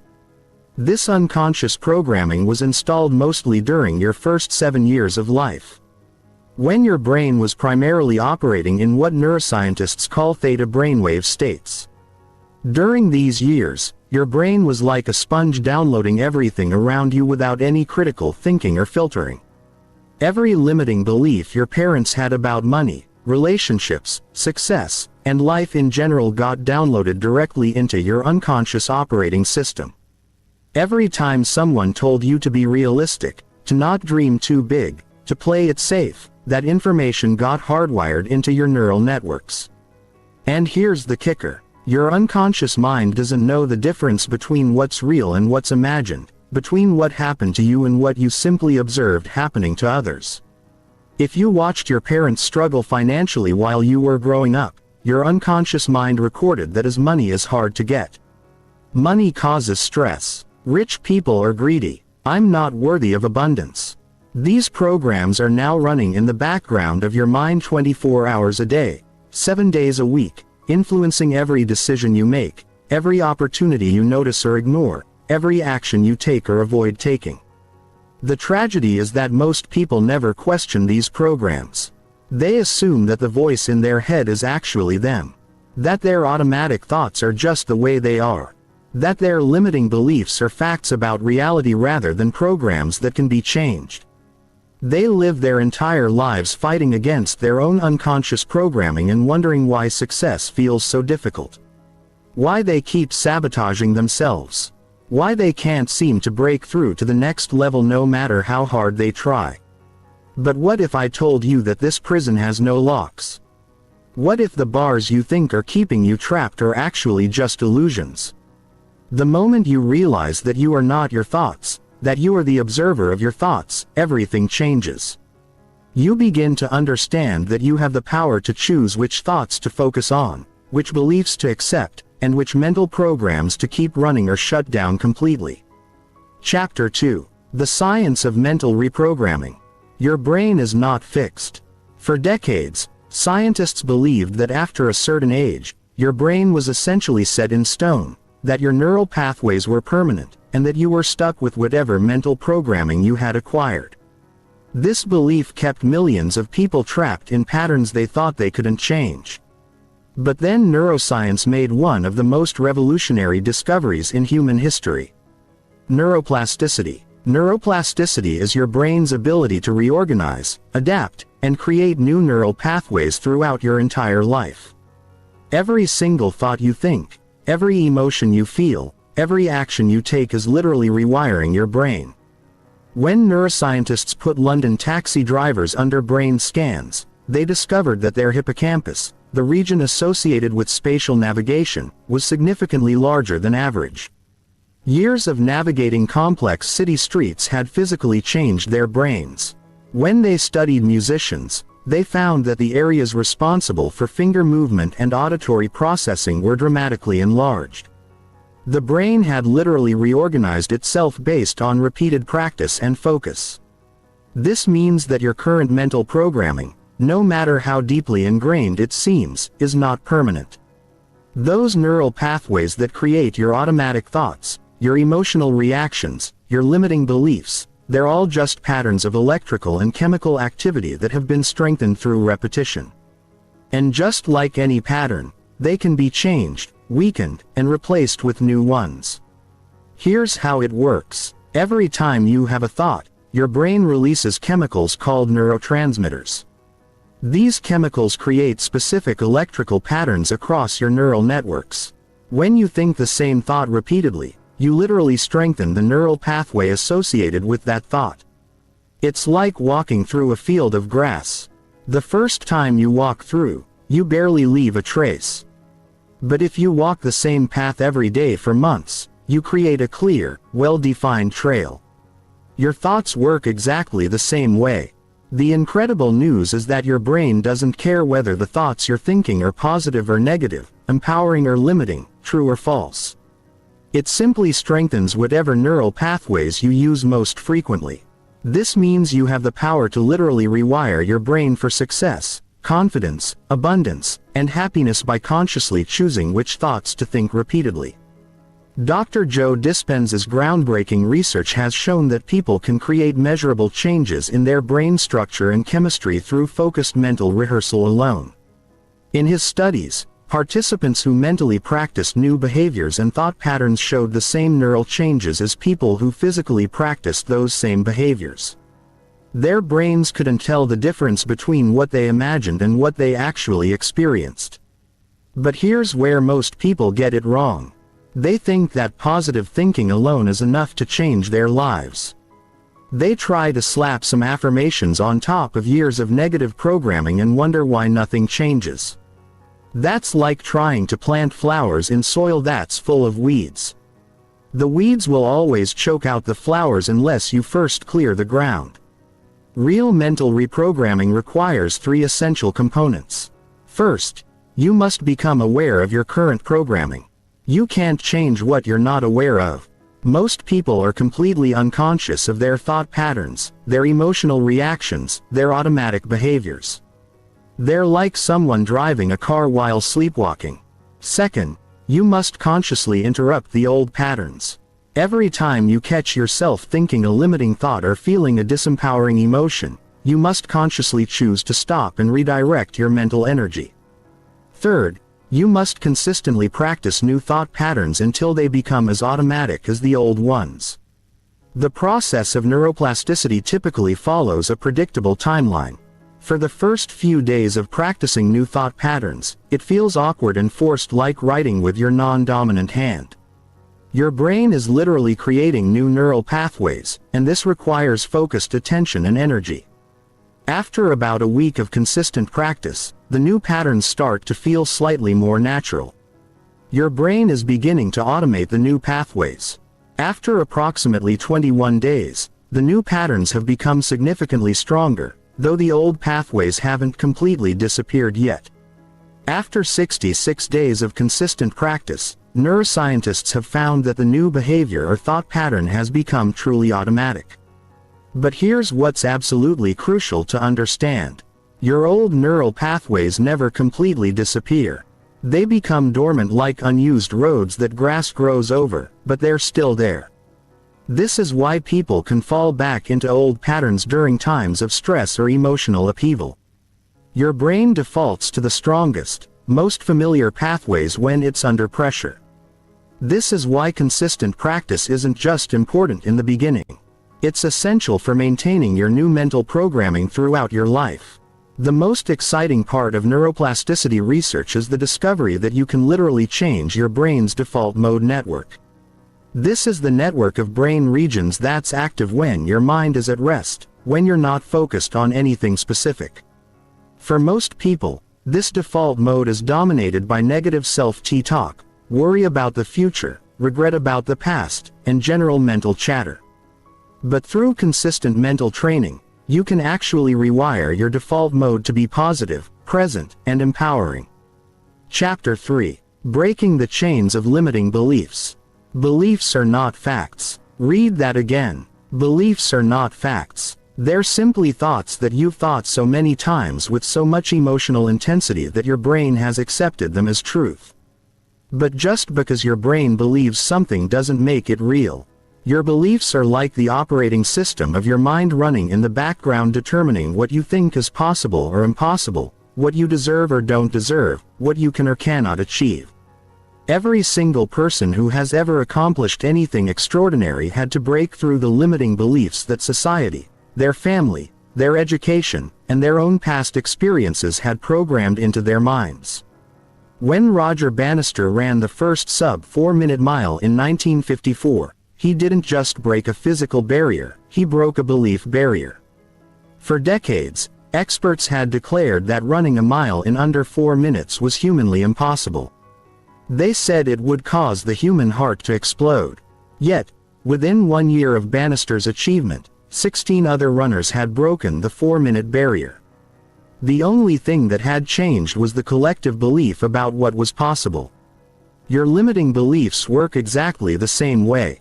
They create artificial barriers in your mind that prevent you from even attempting things that are completely within your capabilities. These beliefs operate like invisible force fields, pushing you away from opportunities, making you overlook possibilities, and convincing you to settle for less than you're capable of achieving. The most insidious thing about limiting beliefs is that they feel completely true. Your brain has collected evidence to support these beliefs throughout your entire life, conveniently ignoring any evidence to the contrary. This is called confirmation bias, and it's one of the most powerful psychological forces shaping your reality. If you believe you're not smart enough to be successful, your brain will notice every time you make a mistake, every time you don't know something, every time you struggle to understand a concept, but it will completely ignore your successes, your moments of brilliance, your ability to learn and grow. Most limiting beliefs fall into several categories. Beliefs about your capabilities. I'm not smart enough. I'm not talented enough. I'm not experienced enough. I'm not educated enough. Beliefs about your worthiness. I don't deserve success. I don't deserve love. I don't deserve happiness. I don't deserve abundance. Beliefs about reality. Money is the root of all evil. Success requires sacrifice. Life is supposed to be hard. You have to work yourself to death to get ahead. Beliefs about other people. Successful people are lucky. Rich people are greedy. People like me don't achieve big things. It's selfish to want more. These beliefs didn't originate with you. They were installed by other people who were themselves limited by their own beliefs. Your parents, teachers, friends, and society as a whole passed down their limitations like inherited genetic defects. But here's the powerful truth. What was learned can be unlearned. What was programmed can be reprogrammed. What was believed can be replaced with new empowering beliefs that actually serve your highest potential. The process of breaking limiting beliefs requires you to become a detective in your own mind. You must learn to identify the thoughts and beliefs that are holding you back. One powerful technique is to pay attention to the language you use when talking about your goals and dreams. Do you find yourself saying things like, "I could never do that. That's not realistic for someone like me. I don't have what it takes. I'm too old. I'm too young. I don't have enough money. I don't have enough time. I don't know the right people." Each of these statements reveals a limiting belief that's operating in your unconscious mind. Once you've identified a limiting belief, you must question it relentlessly. Where did this belief come from? Is it actually true, or is it just something I learned from someone else? What evidence do I have that supports this belief? What evidence contradicts it? How has this belief served me? How has it limited me? What would be possible if I no longer believed this? What would I attempt if I knew I couldn't fail? The key to breaking limiting beliefs is to replace them with empowering beliefs that feel believable to you. You can't go from believing you're a complete failure to believing you're destined for greatness overnight. Your brain will reject beliefs that feel too far from your current reality. Instead, you must find bridge beliefs that feel true enough for your brain to accept. For example, if you currently believe, "I always fail at everything I try," you might start with a bridge belief like, "I'm learning to succeed more often than I fail." Then progress to, "I have the ability to succeed at anything I commit to learning." The most powerful way to install new beliefs is through consistent mental rehearsal combined with emotional intensity. Your brain creates the strongest neural pathways when thoughts are combined with strong emotions. This is why traumatic experiences create such lasting impressions. But it's also why you can use positive emotions to accelerate the installation of empowering beliefs. When you visualize yourself succeeding, achieving your goals, living your dreams, and you feel the emotions of excitement, gratitude, and joy, you're literally rewiring your brain to believe that success is your natural state. Chapter 4. The Power of Focused Attention. Where attention goes, energy flows, and results show. This might be the most important principle you'll ever learn about controlling your mind and creating your reality. Your attention is like a magnifying glass that can focus the scattered rays of sunlight into a powerful beam capable of starting a fire. When your attention is scattered, your mental energy is weak and ineffective. But when you learn to focus your attention with laser-like precision, you become capable of achieving things that seem impossible to others. Most people have no control over their attention whatsoever. They're like leaves blowing in the wind, constantly distracted by whatever captures their notice at any given moment. Their phones buzz and their attention immediately shifts to social media. They hear a negative news story and their attention fixates on everything that's wrong with the world. Someone criticizes them and their attention becomes consumed with self-doubt and worry. They're essentially giving away their most precious resource to anyone and anything that demands it, but your attention is not just something that happens to you. It's something you can learn to direct and control with incredible precision. When you master your attention, you master your mind. When you master your mind, you master your reality. This isn't mystical thinking. It's based on solid neuroscience. Your brain literally changes based on what you consistently focus your attention on. Neuroscientist Dr. Rick Hanson discovered that your brain has what he calls a negativity bias. Your brain is naturally wired to notice, focus on, and remember negative experiences more intensely than positive ones. This was useful for survival when humans were living in dangerous environments. But in today's world, it's causing most people to create lives dominated by stress, anxiety, and limitation. Your brain will naturally focus on problems, threats, and everything that's wrong unless you consciously direct it to focus on opportunities, possibilities, and everything that's right. The quality of your life is determined by the quality of the questions your attention focuses on. If you're constantly asking yourself questions like, why does this always happen to me? Why am I such a failure? Why can't I ever catch a break? Then your brain will focus its attention on finding evidence to support these negative assumptions. But if you train yourself to ask empowering questions like, how can I turn this situation to my advantage? What can I learn from this experience? What opportunity is hidden in this challenge? Then your brain will focus its attention on finding solutions, possibilities, and growth opportunities. One of the most powerful attention training exercises you can practice is called selective attention meditation. Choose one object in your environment, perhaps a candle flame, a spot on the wall, or even your own breath. For 10 minutes, focus all of your attention on this single point of focus. Every time your mind wanders, which it will constantly in the beginning, gently bring your attention back to your chosen focus point. This is like doing push-ups for your attention muscle. The more you practice, the stronger your ability to direct and control your attention becomes.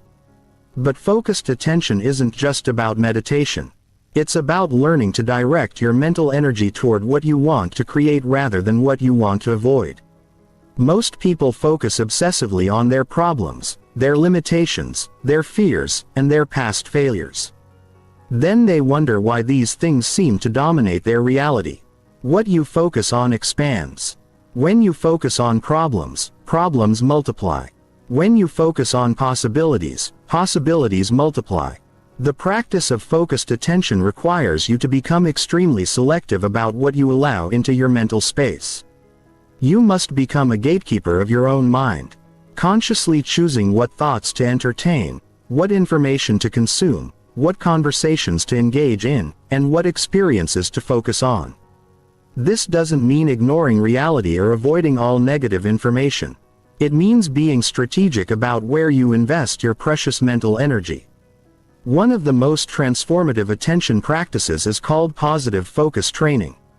Every day, deliberately seek out 3 things that are going well in your life. 3 things you're grateful for and 3 possibilities or opportunities that exist in your current situation. Write them down and really focus on them. Feel the emotions associated with these positive aspects of your reality. Your brain will begin to automatically notice more positive aspects because you're training it to look for them. Another powerful technique is future-focused visualization. Instead of letting your attention drift randomly into worries about the future, take control and deliberately direct your attention toward the future you're creating. Spend time each day visualizing your goals as already achieved, feeling the emotions of success and focusing on all the details of your ideal life. When you consistently focus your attention on the reality you want to create, your brain begins to notice opportunities and possibilities that align with that vision. The ultimate goal of attention training is to develop what psychologists call cognitive flexibility. This is the ability to consciously shift your attention between different aspects of your experience depending on what serves you best in any given moment. When facing a challenge, you can choose to focus on the solution rather than the problem. When experiencing a setback, you can choose to focus on the lesson rather than the loss. When dealing with difficult people, you can choose to focus on understanding rather than judgment. Chapter 5. Emotional Mastery and Mental Strength. Your emotions are not happening to you, they're being created by you. This might be the most liberating realization you'll ever have and simultaneously the most challenging to accept.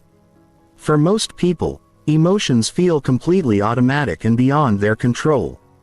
They believe they're victims of their emotional states, tossed around by feelings of anger, fear, sadness, and anxiety like ships in a storm. But the truth is that your emotions are the direct result of your thoughts, your focus, and your interpretation of events. Every emotion you experience begins with a thought. That thought triggers a cascade of biochemical reactions in your body, releasing hormones and neurotransmitters that create the physical sensations you associate with different emotions. The thought "I'm in danger" triggers the release of stress hormones like cortisol and adrenaline, creating the physical experience of fear. The thought "this is unfair" triggers different chemical reactions, creating the experience of anger. The thought "I'm not good enough" triggers yet another set of biochemical responses, creating the experience of shame or inadequacy. But here's what changes everything. You have the power to choose your thoughts. And when you change your thoughts, you automatically change your emotions. This doesn't mean suppressing negative emotions or pretending everything is perfect when it's not. It means understanding that you have far more control over your emotional state than you've been taught to believe. Most people are completely unconscious of their emotional patterns. They react automatically to situations based on emotional programs that were installed in childhood. Someone criticizes their work and they automatically feel defensive and angry. They face a new challenge and they automatically feel anxious and overwhelmed. They compare themselves to others and they automatically feel inadequate and jealous. These emotional reactions feel so automatic that they assume they're just part of their personality, unchangeable aspects of who they are. But emotional mastery is possible. It begins with developing emotional awareness. You must learn to observe your emotions as they arise rather than being completely consumed by them. When you feel anger building, instead of immediately reacting, you pause and notice, "I'm feeling anger right now. This is what anger feels like in my body. What thought triggered this emotion?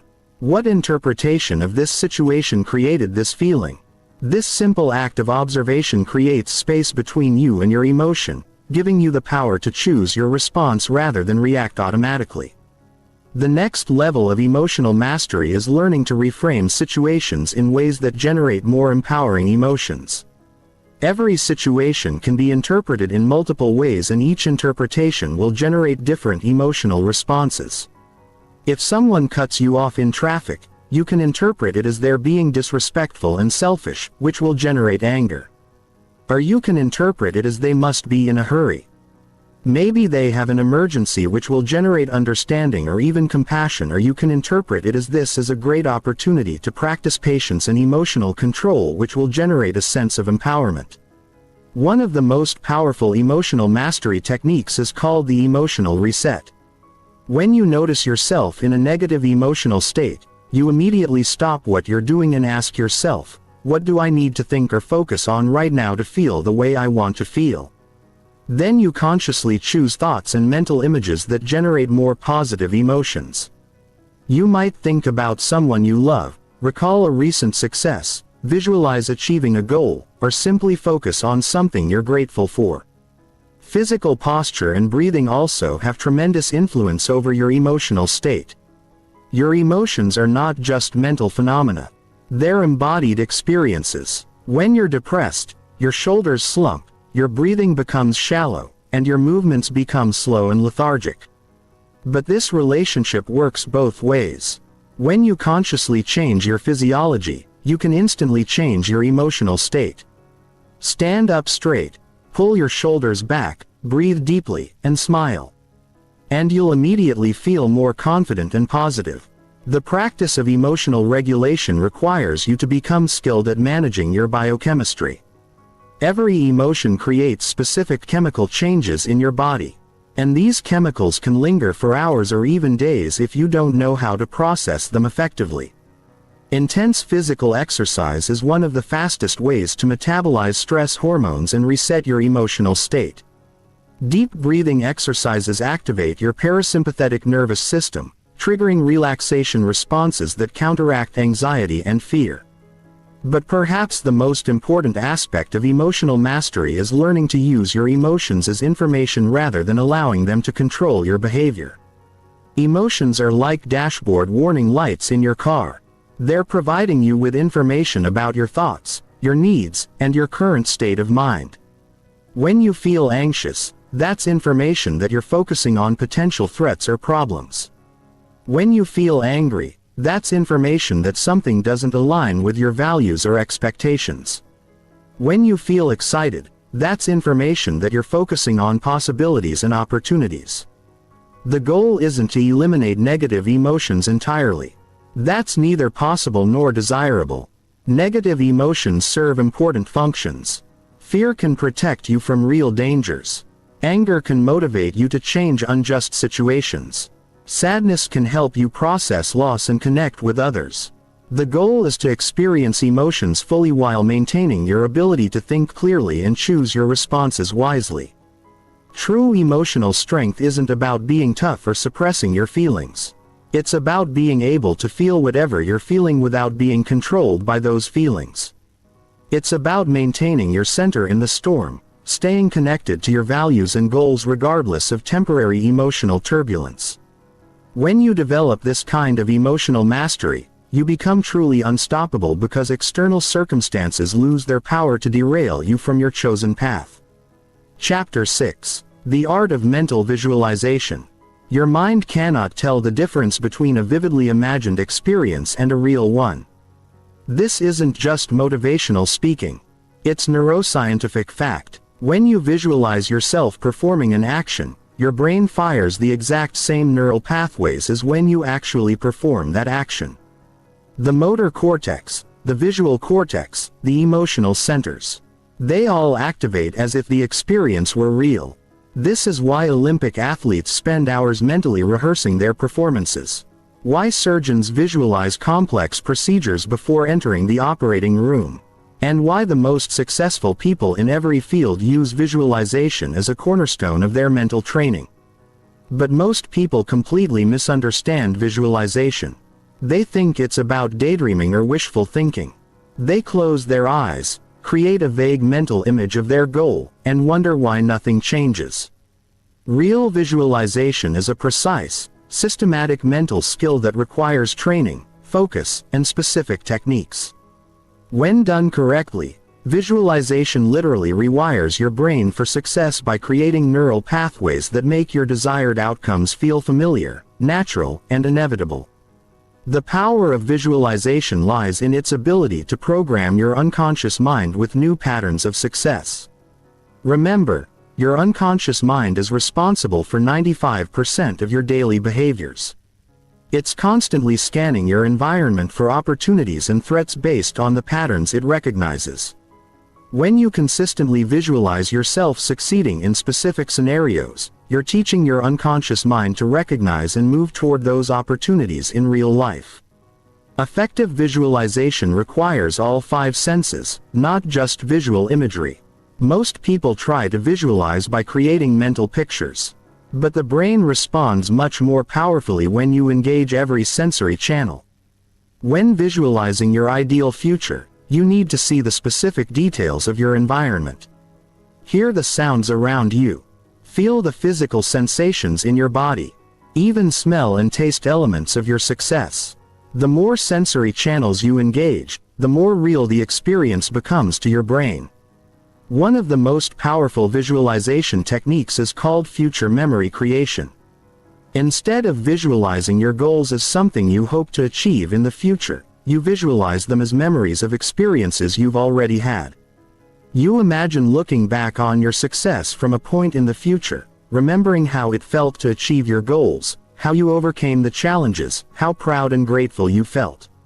This technique tricks your brain into believing that success is not just possible but inevitable because it feels like it's already happened.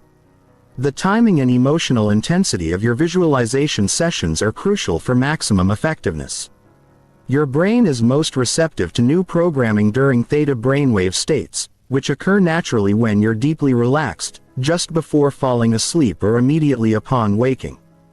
During these windows, your conscious mind is less active, allowing your visualizations to bypass mental resistance and install directly into your unconscious programming. But visualization alone is not enough. You must combine your mental rehearsals with strong positive emotions. Emotion is the glue that makes neural pathways stick. When you visualize your success while feeling genuine excitement, gratitude, joy, and confidence, you create much stronger neural connections than if you visualize with a neutral emotional state. Your brain literally releases the same neurochemicals during vivid positive visualization as it would during actual positive experiences. The most advanced visualization practitioners use a technique called holographic visualization. Instead of creating linear mental movies, they create three-dimensional mental environments that they can explore from multiple angles and perspectives. They might visualize their ideal day from the moment they wake up, experiencing every detail as if they're living it right now. They see themselves making confident decisions, handling challenges with ease, interacting successfully with others, and feeling deeply fulfilled by their achievements. One critical aspect that most people miss is visualizing the process, not just the outcome. While it's important to see yourself having achieved your goals, it's equally important to mentally rehearse the daily actions, habits, and decisions that lead to those outcomes. Visualize yourself making difficult choices with ease, staying disciplined when motivation is low, bouncing back quickly from setbacks, and consistently taking the actions that successful people take. Mental rehearsal can also be used to prepare for specific challenging situations. If you have an important presentation, job interview, difficult conversation, or performance coming up, you can use visualization to mentally practice every aspect of that experience. See yourself walking into the room with confidence, feeling calm and prepared, delivering your message clearly and powerfully, handling unexpected questions with grace and achieving the outcome you desire. By the time you face the real situation, your brain will recognize it as familiar territory. The key to making visualization work is consistency and specificity. Vague, occasional mental images have little impact on your neural programming. But 15 to 20 minutes of detailed, emotionally charged visualization every day for several weeks will create measurable changes in your brain structure and dramatically increase your probability of success. You're literally training your mind the same way an athlete trains their body through consistent focused repetition of the skills and experiences you want to master. Chapter 7. Breaking Free from Mental Habits. Your life is essentially the sum total of your habits. Every single thing you do automatically without conscious thought is shaping your reality moment by moment, day by day. The way you wake up in the morning, how you respond to stress, what you focus on when your mind wanders, how you interpret setbacks, the words you use when talking to yourself. These habitual patterns are literally creating the life you're living right now. Most people are completely unconscious of their mental habits. They think habits are just physical behaviors like brushing teeth or exercising. But your most powerful habits are mental. The habit of focusing on problems instead of solutions. The habit of interpreting challenges as threats instead of opportunities. The habit of rehearsing worst-case scenarios instead of best-case outcomes. The habit of comparing yourself to others instead of focusing on your own progress. These mental habits are running automatically in the background of your mind, creating your emotional state, your energy level, and ultimately your results. The neuroscience of habit formation reveals why changing ingrained patterns feels so difficult. Every habit exists as a neurological loop consisting of 3 parts. A cue that triggers the habit, the routine or behavior itself, and the reward that reinforces the pattern. Your brain loves habits because they conserve mental energy. Once a pattern becomes automatic, your brain can perform it without conscious effort, freeing up cognitive resources for other tasks. But here's the crucial insight. You can hack your own habit loops by identifying the cues and rewards, then consciously installing new routines. Let's say you have a mental habit of catastrophic thinking whenever you face uncertainty. The cue might be any situation where you don't know what's going to happen. The routine is imagining all the things that could go wrong. The reward is the illusion of being prepared for danger. Even though this mental habit actually makes you less capable of handling challenges effectively. To change this pattern, you keep the same cue and reward, but install a new routine when you notice uncertainty triggering your catastrophic thinking. You consciously choose to visualize positive outcomes. Instead, you ask yourself empowering questions like, what's the best thing that could happen here? How might this situation work out even better than I expect? What opportunities might be hidden in this challenge? You still get the reward of feeling prepared, but now you're programming your mind for success instead of failure. The most powerful mental habit you can develop is the habit of conscious choice. Most people react automatically to their thoughts and emotions. But you can train yourself to pause between stimulus and response. When a limiting thought arises, instead of automatically believing it or being controlled by it, you pause and ask, is this thought helpful? Is it true? What would be a more empowering way to think about this situation? This simple pause creates the space for you to choose your response instead of reacting automatically. One of the most transformative mental habits is the habit of reframing. Every situation that occurs in your life is neutral until you assign meaning to it. The meaning you assign determines your emotional response, your energy level, and your actions. You can develop the automatic habit of looking for empowering interpretations of every experience. When something doesn't go as planned, instead of automatically thinking this is a disaster, you can train yourself to automatically think, how can I use this? What is this teaching me? How might this redirect me towards something even better? The morning mental routine is perhaps the most important habit you can establish because it sets the tone for your entire day. Most people wake up and immediately check their phones, flooding their minds with other people's agendas, problems, and mental energy. But you can create a morning routine that programs your mind for success from the moment you wake up. Spend the first 15 minutes of your day in gratitude, visualizing your goals, setting intentions for how you want to feel and what you want to accomplish. Breaking negative mental habits requires what psychologists call pattern interruption. The moment you catch yourself engaging in a disempowering mental pattern, you must do something completely different to break the neural loop. Some people use physical movement, jumping up and down or doing push-ups. Others use verbal interruptions, saying stop or cancel that out loud. The key is to interrupt the pattern before it gains momentum and becomes a full-blown emotional spiral. The habit of mental hygiene is just as important as physical hygiene. But most people never think about it, just as you wouldn't go days without showering. You shouldn't go days without cleaning your mental space. This means regularly examining your thoughts, questioning beliefs that aren't serving you, and consciously choosing what information and influences you allow into your mind. You become extremely selective about what you read, watch, listen to, and discuss because you understand that everything you expose your mind to is programming your unconscious. One of the most powerful habits for mental mastery is the end-of-day review. Before going to sleep, spend 5 minutes reflecting on your mental performance throughout the day. What thoughts served you well? Which mental patterns held you back? What emotional reactions were you proud of? What would you handle differently next time? This habit of self-reflection accelerates your mental development because you're constantly learning from your experiences instead of just repeating them unconsciously. The ultimate goal is to develop what neuroscientists call cognitive flexibility. The ability to consciously shift between different mental strategies depending on what the situation requires. Instead of being stuck in one way of thinking, you develop a toolkit of mental habits that you can access at will. When facing a problem, you can shift into analytical thinking mode. When feeling stressed, you can shift into calming and centering mode.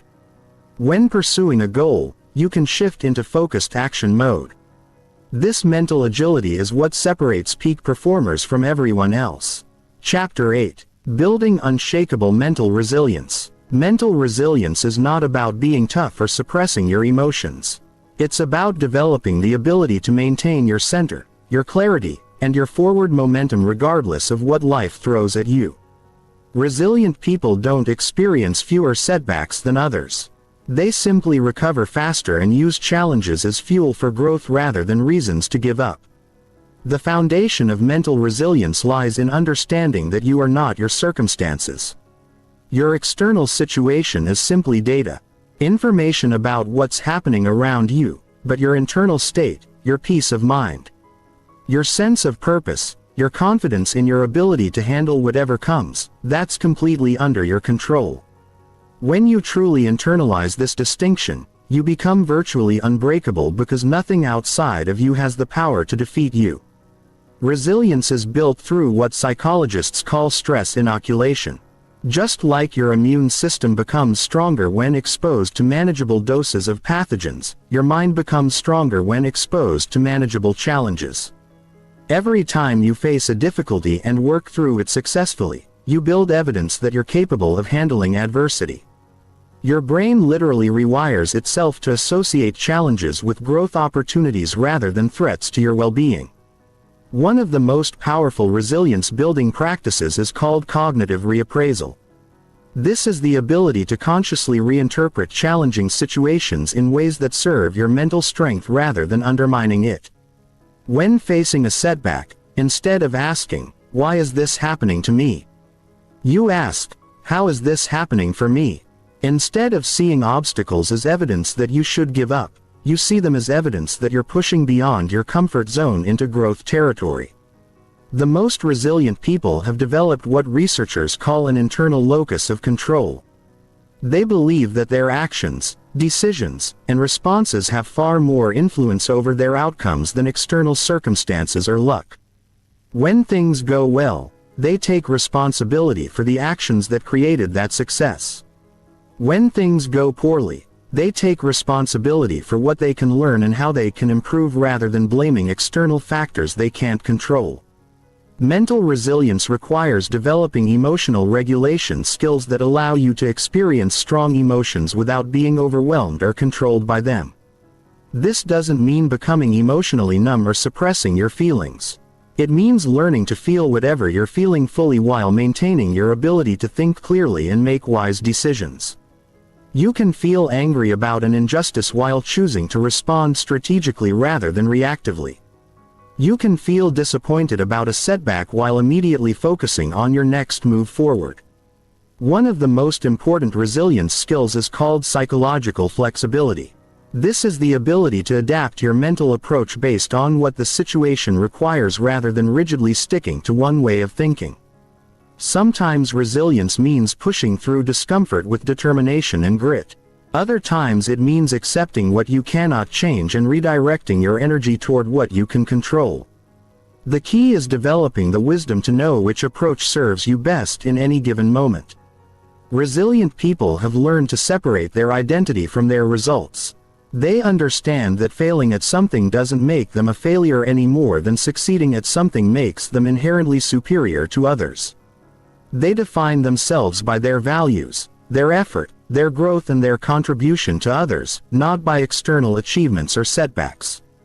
This psychological separation protects their self-worth during difficult times and prevents success from creating arrogance or complacency. The practice of mental strength training is just as important as physical strength training. But most people never think to exercise their mind systematically. Mental strength training involves deliberately putting yourself in challenging situations where you can practice staying calm, focused, and solution-oriented under pressure. This might mean taking on projects that push your capabilities, having difficult conversations you've been avoiding, or facing fears that have been limiting your growth. One of the most powerful resilience tools is called the growth mindset, a concept developed by psychologist Carol Dweck. People with a growth mindset believe that their abilities, intelligence, and talents can be developed through effort, learning, and persistence. When they face challenges, they see them as opportunities to become stronger and more capable. People with a fixed mindset believe their abilities are set in stone. So, challenges feel like threats to their self-image rather than opportunities for development. Resilient people have also mastered the art of temporal perspective. They understand that all emotional states are temporary, that all challenges eventually pass, and that time has a way of putting things in perspective. When facing immediate difficulties, they consciously zoom out and imagine how they'll view the current situation 1 year, 5 years, or 10 years from now. This perspective helps them avoid making permanent decisions based on temporary emotions. The ultimate expression of mental resilience is post-traumatic growth. The ability to not just recover from adversity, but to become stronger, wiser, and more capable as a result of difficult experiences. Research shows that people who develop post-traumatic growth often emerge from challenges with greater self-confidence, deeper relationships, clearer priorities, and a stronger sense of what really matters in life. They learn to see their struggles not as evidence of weakness but as proof of their strength and capacity for growth. Chapter 9. Overcoming Fear and Taking Massive Action. Fear is not your enemy. Fear is simply your brain's way of trying to protect you from perceived danger. The problem is that your ancient survival programming hasn't updated to distinguish between real physical threats and psychological challenges. Your amygdala, the brain's alarm system, responds to the possibility of public embarrassment, financial loss, or social rejection with the same neurochemical response it would trigger if you were facing a hungry predator. Understanding this biological reality is the first step toward developing a healthy relationship with fear. The biggest lie ever told about successful people is that they don't experience fear. Every person who has ever achieved anything significant has had to face fear, doubt, and uncertainty. The difference between those who succeed and those who remain stuck is not the absence of fear, but the willingness to take action despite fear. Courage is not the absence of fear. It's feeling fear and moving forward anyway. Most people try to wait until they feel ready, confident, and fear-free before taking action toward their goals. But confidence doesn't create action. Action creates confidence. Every time you do something that scares you and survive the experience, you build evidence that you're more capable than your fears suggested. Your brain literally rewires itself to associate challenge with growth rather than danger.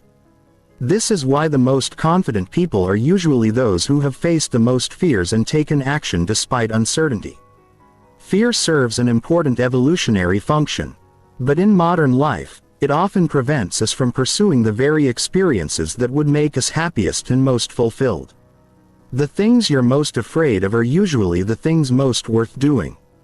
Fear is often a compass pointing toward your growth edge, toward the experiences that would expand your capabilities and transform your life.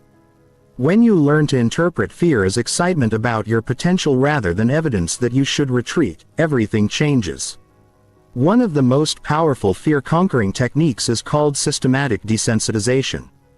Instead of trying to overcome your biggest fears all at once, you gradually expose yourself to increasingly challenging versions of what you're afraid of. If you're terrified of public speaking, you might start by speaking up more in small group conversations, then volunteer to give a toast at a family gathering, then speak at a small community meeting, gradually building up to larger audiences. Each successful experience reduces the fear response and builds your confidence for the next level. The practice of worst-case scenario planning can actually reduce fear rather than increase it. Most fear is fear of the unknown. When you take time to specifically identify what you're afraid might happen and create concrete plans for how you would handle each scenario, the fear loses much of its power. You realize that even your worst-case scenarios are usually manageable, and having a plan makes you feel prepared rather than helpless. Many people are paralyzed by perfectionism, which is really just fear of failure disguised as high standards.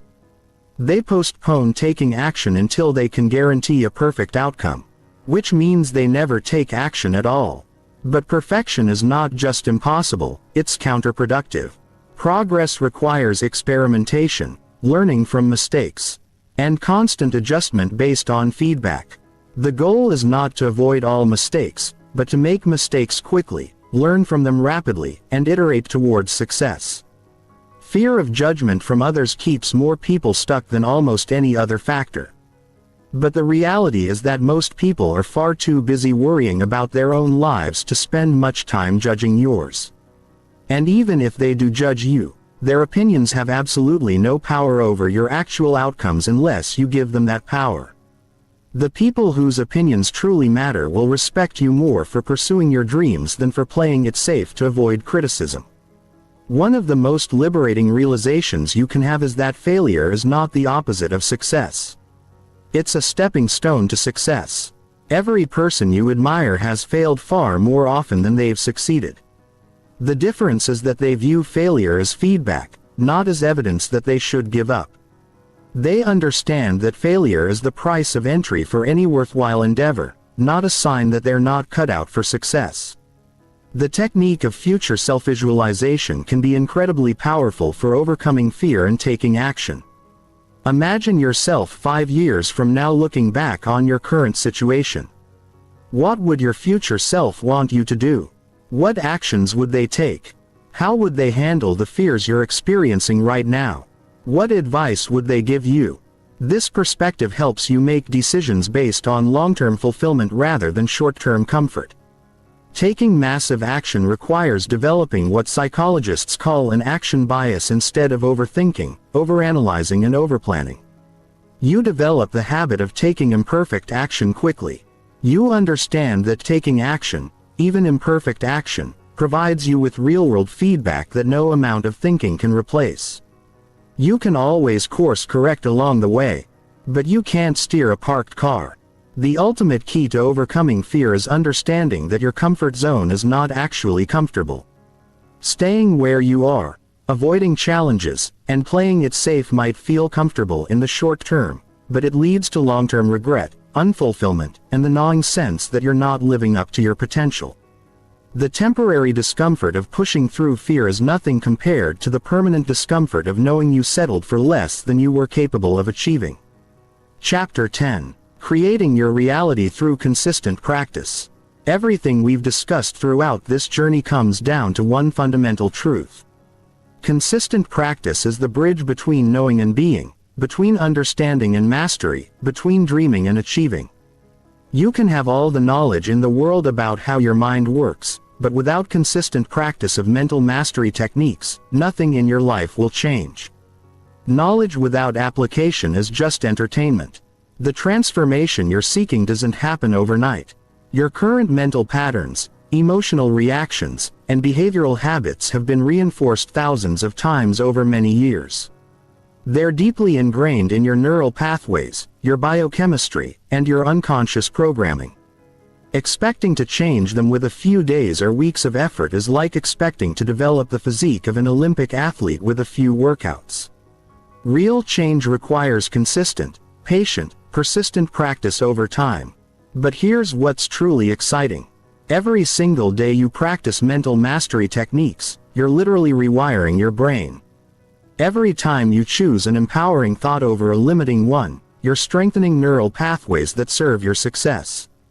Every time you manage your emotional state consciously instead of reacting automatically, you're building your emotional intelligence and resilience. Every time you focus your attention deliberately instead of letting it wander randomly, you're developing your mental discipline and clarity. The compound effect applies to mental development just as powerfully as it applies to financial investment. Small consistent improvements in your mental habits create exponential results over time. A 1% improvement in your mindset, focus, emotional regulation, or belief system every day leads to a 37 times improvement over the course of a year. Most people underestimate what they can achieve in a year and overestimate what they can achieve in a day. The key is focusing on consistency rather than intensity. Creating a sustainable daily practice requires what researchers call implementation intentions. Instead of vague goals like "I want to think more positively," you create specific measurable practices like every morning at 7 a.m. I will spend 15 minutes visualizing my goals and feeling grateful for my progress. The more specific your implementation intentions, the more likely you are to follow through consistently because your brain knows exactly what to do and when to do it. The most successful people in every field have morning rituals that set them up for mental success throughout the day. Your first hour awake is the most neurologically impressionable time of day. Your brain is transitioning from theta waves to beta waves, making it highly receptive to new programming.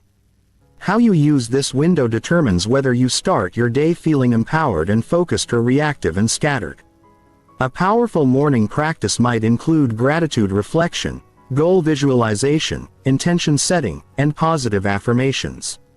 Tracking your mental practices is just as important as tracking your physical fitness or financial progress. What gets measured gets managed. Keep a simple journal where you record your daily mental training activities. Did you catch yourself engaging in limiting thoughts and choose more empowering ones? Did you manage your emotional state effectively during challenging situations?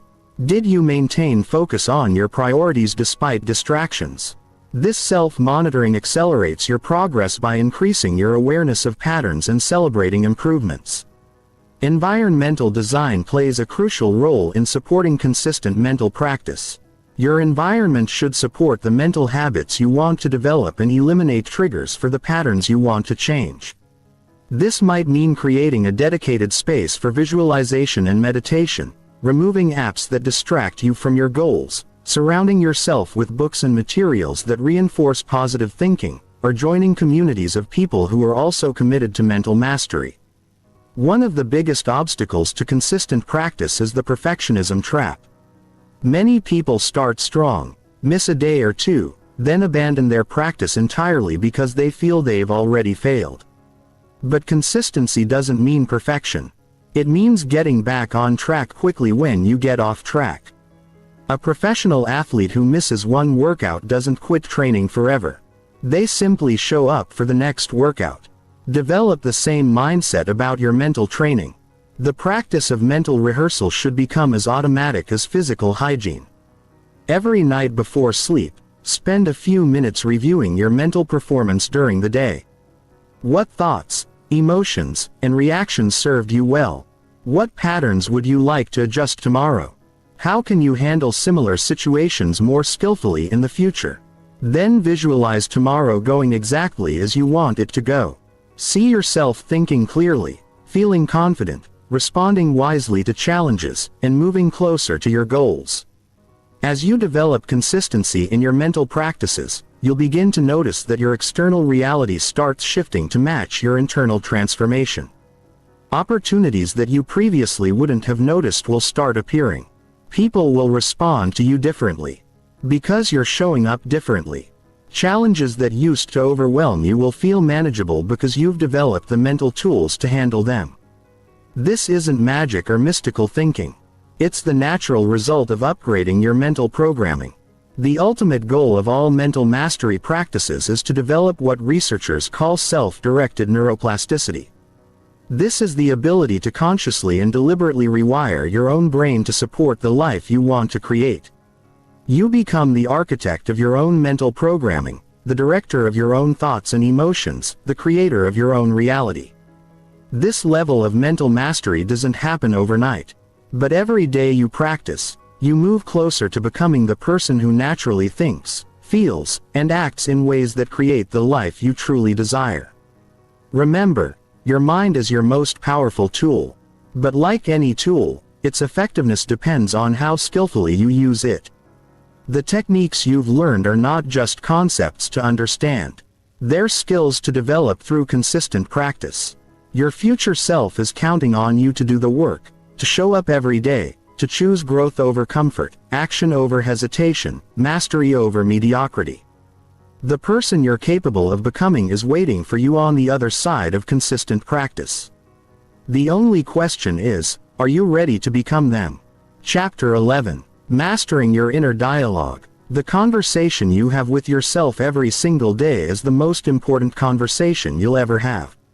Right now, as you're listening to these words, there's a voice in your head commenting, analyzing, judging, comparing, predicting, and narrating your experience. This inner voice never stops talking. It's been with you since childhood, shaping your self-concept, your confidence, your decisions, and ultimately your entire life experience. Yet, most people never learn to consciously direct this internal conversation. Your inner dialogue is like having a permanent roommate in your head who never leaves and never stops talking. The question is, what kind of roommate do you have? Is your inner voice supportive, encouraging, and empowering? Or is it critical, doubtful, and constantly pointing out your flaws and limitations? For most people, unfortunately, their inner dialogue is dominated by what psychologists call the inner critic. A harsh internal voice that judges everything they do and constantly tells them they're not good enough.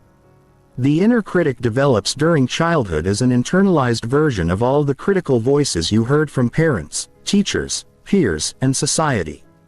Every time someone told you to be realistic, criticized your performance, compared you unfavorably to others, or expressed disappointment in your choices, that voice got recorded and integrated into your internal operating system. Now it plays on repeat, undermining your confidence, second-guessing your decisions and keeping you stuck in patterns of self-doubt and limitation.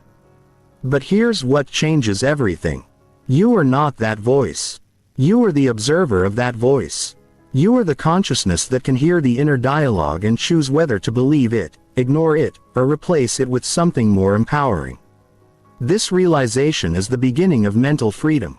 When you understand that you can observe your thoughts without being controlled by them, you reclaim your power to direct your mental experience. The first step in mastering your inner dialogue is developing what mindfulness practitioners call metacognition, the ability to think about your thinking. Start paying attention to the tone, content, and patterns of your inner voice throughout the day. Notice when it's supportive versus when it's critical. Observe how it responds to challenges, opportunities, mistakes, and successes. Most people are completely unconscious of their inner dialogue, letting it run on autopilot for their entire lives. One of the most powerful techniques for transforming your inner dialogue is called cognitive restructuring. This involves consciously examining your automatic thoughts and replacing them with more accurate, balanced, and empowering alternatives. When you catch your inner critic saying something like, "I always mess everything up," you pause and ask, is this actually true? Can I think of times when I've handled things well? What would be a more accurate and helpful way to think about this situation? The practice of positive self-talk is not about lying to yourself or pretending everything is perfect. It's about becoming your own best coach and supporter instead of your own worst enemy. Imagine if you had a coach who constantly criticized you, focused on your weaknesses, predicted your failure, and reminded you of every mistake you'd ever made. You would fire that coach immediately. Yet most people allow their inner critic to treat them this way every single day. Effective self-talk follows specific principles that maximize its impact on your mental state and performance. First, it should be specific rather than general. Instead of saying, "I'm terrible at this," you might say, "I'm still learning this skill and I'm getting better with practice." Second, it should focus on what you can control rather than what you can't. Instead of "I hope this works out," you might say, "I'm going to give my best effort and handle whatever happens." Third, it should be present or future-focused rather than dwelling on past mistakes. One transformative technique is called the best friend method. Whenever you notice your inner critic being harsh or judgmental, ask yourself, what would I say to my best friend if they were in this situation? How would I encourage and support someone I care about? Then give yourself that same compassion and understanding. Most people are incredibly kind and supportive to others while being brutal to themselves. Learning to treat yourself with the same kindness you show others can revolutionize your self-relationship. The language you use in your inner dialogue literally shapes your neurology and your experience. Words have power because they trigger specific neurochemical responses in your brain. When you tell yourself, I have to do this, you create stress and resistance. When you tell yourself, I get to do this, you create gratitude and enthusiasm. When you say, this is impossible, you prime your brain to look for evidence of why it won't work. When you say, this is challenging, but I can figure it out, you prime your brain to look for solutions and possibilities. Another powerful practice is developing what psychologists call self-compassionate self-talk.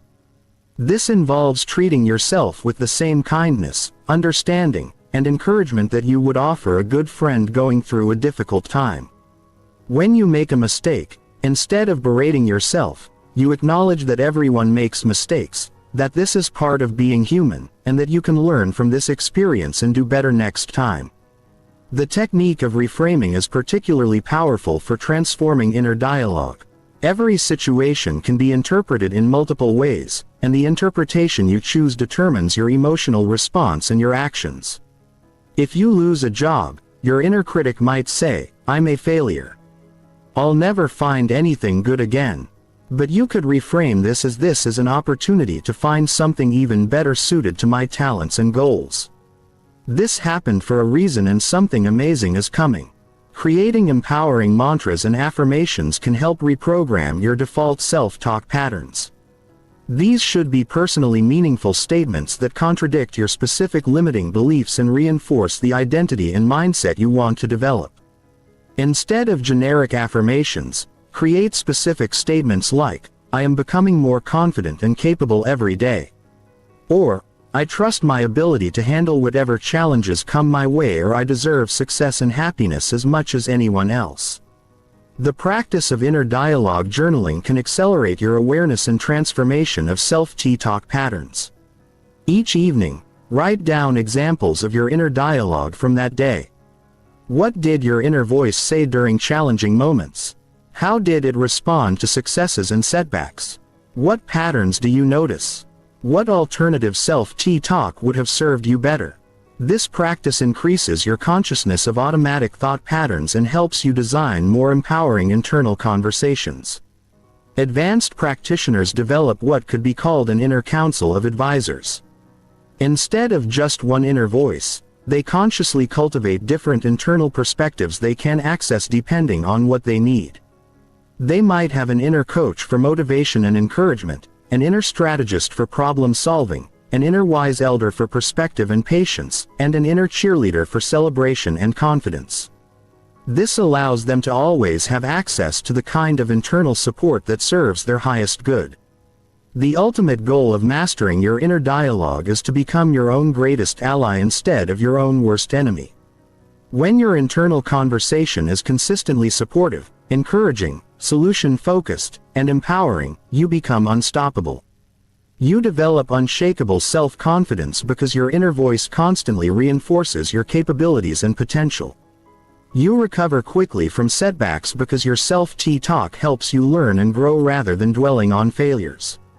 You take more risks and pursue bigger goals because your inner dialogue supports your dreams rather than talking you out of them. Chapter 12. Optimizing Mental Energy and Peak Performance. Mental energy is just as real and important as physical energy. Yet most people have no understanding of how to manage, conserve, or optimize it. Your brain consumes approximately 20% of your total daily energy. Even though it represents only about 2% of your body weight, every decision you make, every problem you solve, every emotion you regulate, every distraction you resist depletes your mental energy reserves. Understanding how to maximize your mental energy is the key to sustained high performance in every area of your life. Most people operate in a constant state of mental fatigue without even realizing it. They wake up tired, struggle to focus throughout the day, feel drained by simple decisions, and collapse into mindless activities in the evening. They assume this is just how life is supposed to feel, never recognizing that mental exhaustion is largely preventable through proper mental energy management. The concept of decision fatigue reveals why so many high-achieving people seem to lose their willpower as the day progresses. Every choice you make, from what to wear to what to eat to how to respond to emails, uses up finite mental resources. This is why successful people like Steve Jobs and Mark Zuckerberg famously wore the same outfit every day. They understood that preserving mental energy for important decisions requires eliminating unnecessary choices wherever possible. Your brain operates in different states throughout the day, each optimized for different types of mental work. Understanding these natural rhythms allows you to schedule your most important cognitive tasks during your peak mental energy windows. For most people, complex analytical thinking is best performed during the first few hours after waking, when mental energy is highest. Creative tasks often flow better during slightly lower energy states when the mind is more relaxed and associative. The practice of deep work is defined by researcher Cal Newport as the ability to focus on cognitively demanding tasks for extended periods without distraction. This skill is becoming increasingly rare in our hyperconnected world. But it's also becoming increasingly valuable. Deep work produces disproportionate results because it allows you to create at your highest level, solve complex problems, and produce work that can't be replicated by artificial intelligence or automation. Creating the optimal environment for peak mental performance requires eliminating what researchers call attention residue. Every time you switch between tasks, part of your attention remains stuck on the previous task, reducing your cognitive capacity for the current one. This is why multitasking is actually a myth. Your brain doesn't multitask. It rapidly switches between tasks, and each switch comes with an efficiency cost. True mental optimization requires single tasking with complete focus. The concept of cognitive load theory explains why some mental work feels effortless while other work feels exhausting. Your working memory can only hold a limited amount of information at one time. When you try to process too much information simultaneously, your cognitive system becomes overloaded and performance degrades rapidly. Managing cognitive load means breaking complex tasks into smaller components and organizing information in ways that don't overwhelm your mental processing capacity. Nutrition plays a crucial role in mental energy optimization that most people completely underestimate. Your brain runs primarily on glucose, but the quality and timing of that glucose delivery dramatically affects cognitive performance. Stable blood sugar levels support sustained mental energy, while blood sugar spikes and crashes create corresponding energy and focus fluctuations. Eating foods with a low glycemic index and consuming regular balanced meals helps maintain consistent mental energy throughout the day. The relationship between physical exercise and mental performance is profound and scientifically well documented. Exercise increases the production of brain-derived neurotrophic factor, which stimulates the growth of new neural connections and improves cognitive function. Even short bursts of physical activity can immediately enhance mental clarity, creativity, and focus. Many of history's greatest thinkers, from Aristotle to Einstein, were known for taking regular walks to stimulate their mental processes. Sleep quality is perhaps the most undervalued factor in mental energy optimization. During sleep, your brain clears metabolic waste, consolidates memories, and restores cognitive resources. Even small sleep deficits accumulate over time, creating significant impairments in attention, decision, emotional regulation, and creative thinking. Prioritizing sleep quality and duration is not about being lazy. It's about maximizing your mental performance capacity. The practice of mental recovery is just as important as mental exertion for sustaining high performance over time. Just as athletes incorporate rest and recovery into their training regimens, peak mental performers build deliberate recovery periods into their schedules. This might include meditation, nature walks, mindless activities that allow the mind to wander or complete disconnection from information and stimulation. Attention management is more important than time management in today's information-rich environment. You can have all the time in the world, but if your attention is scattered, fragmented, and constantly hijacked by distractions, you won't accomplish anything meaningful.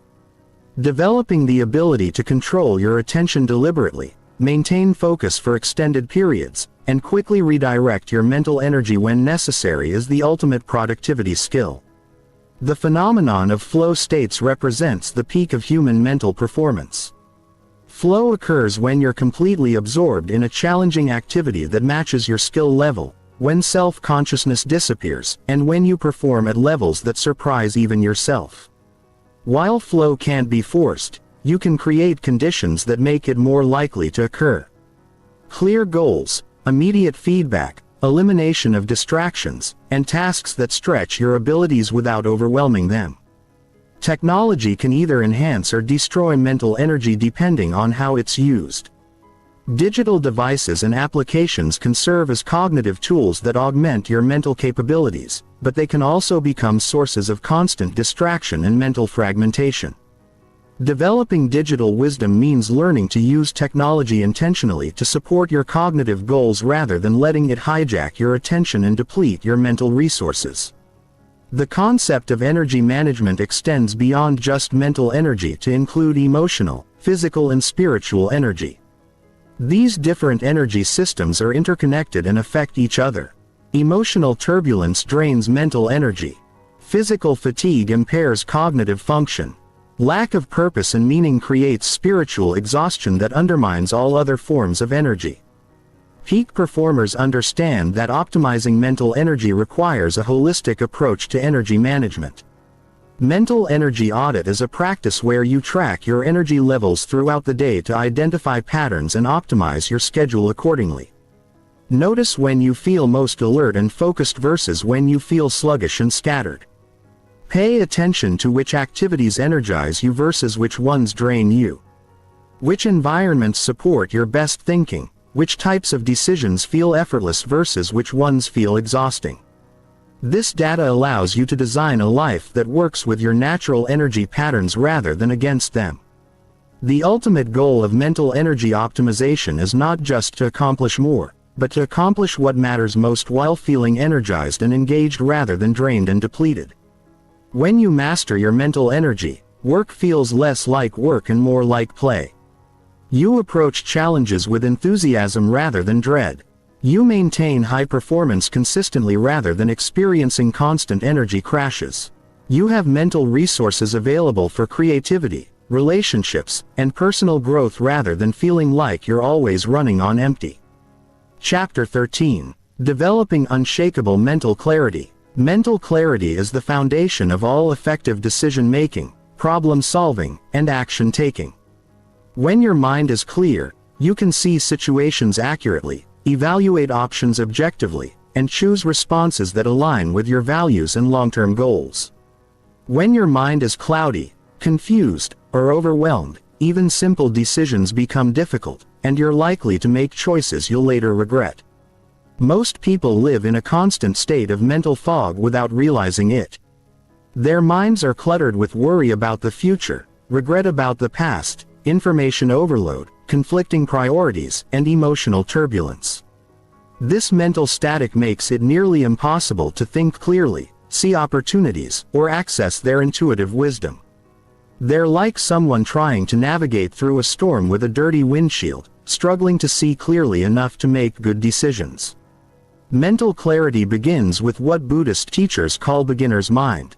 The ability to approach situations with fresh eyes, free from preconceived notions, past conditioning, and automatic assumptions. Most of the time, you don't see reality directly. You see your interpretation of reality filtered through your beliefs, expectations, fears, and past experiences.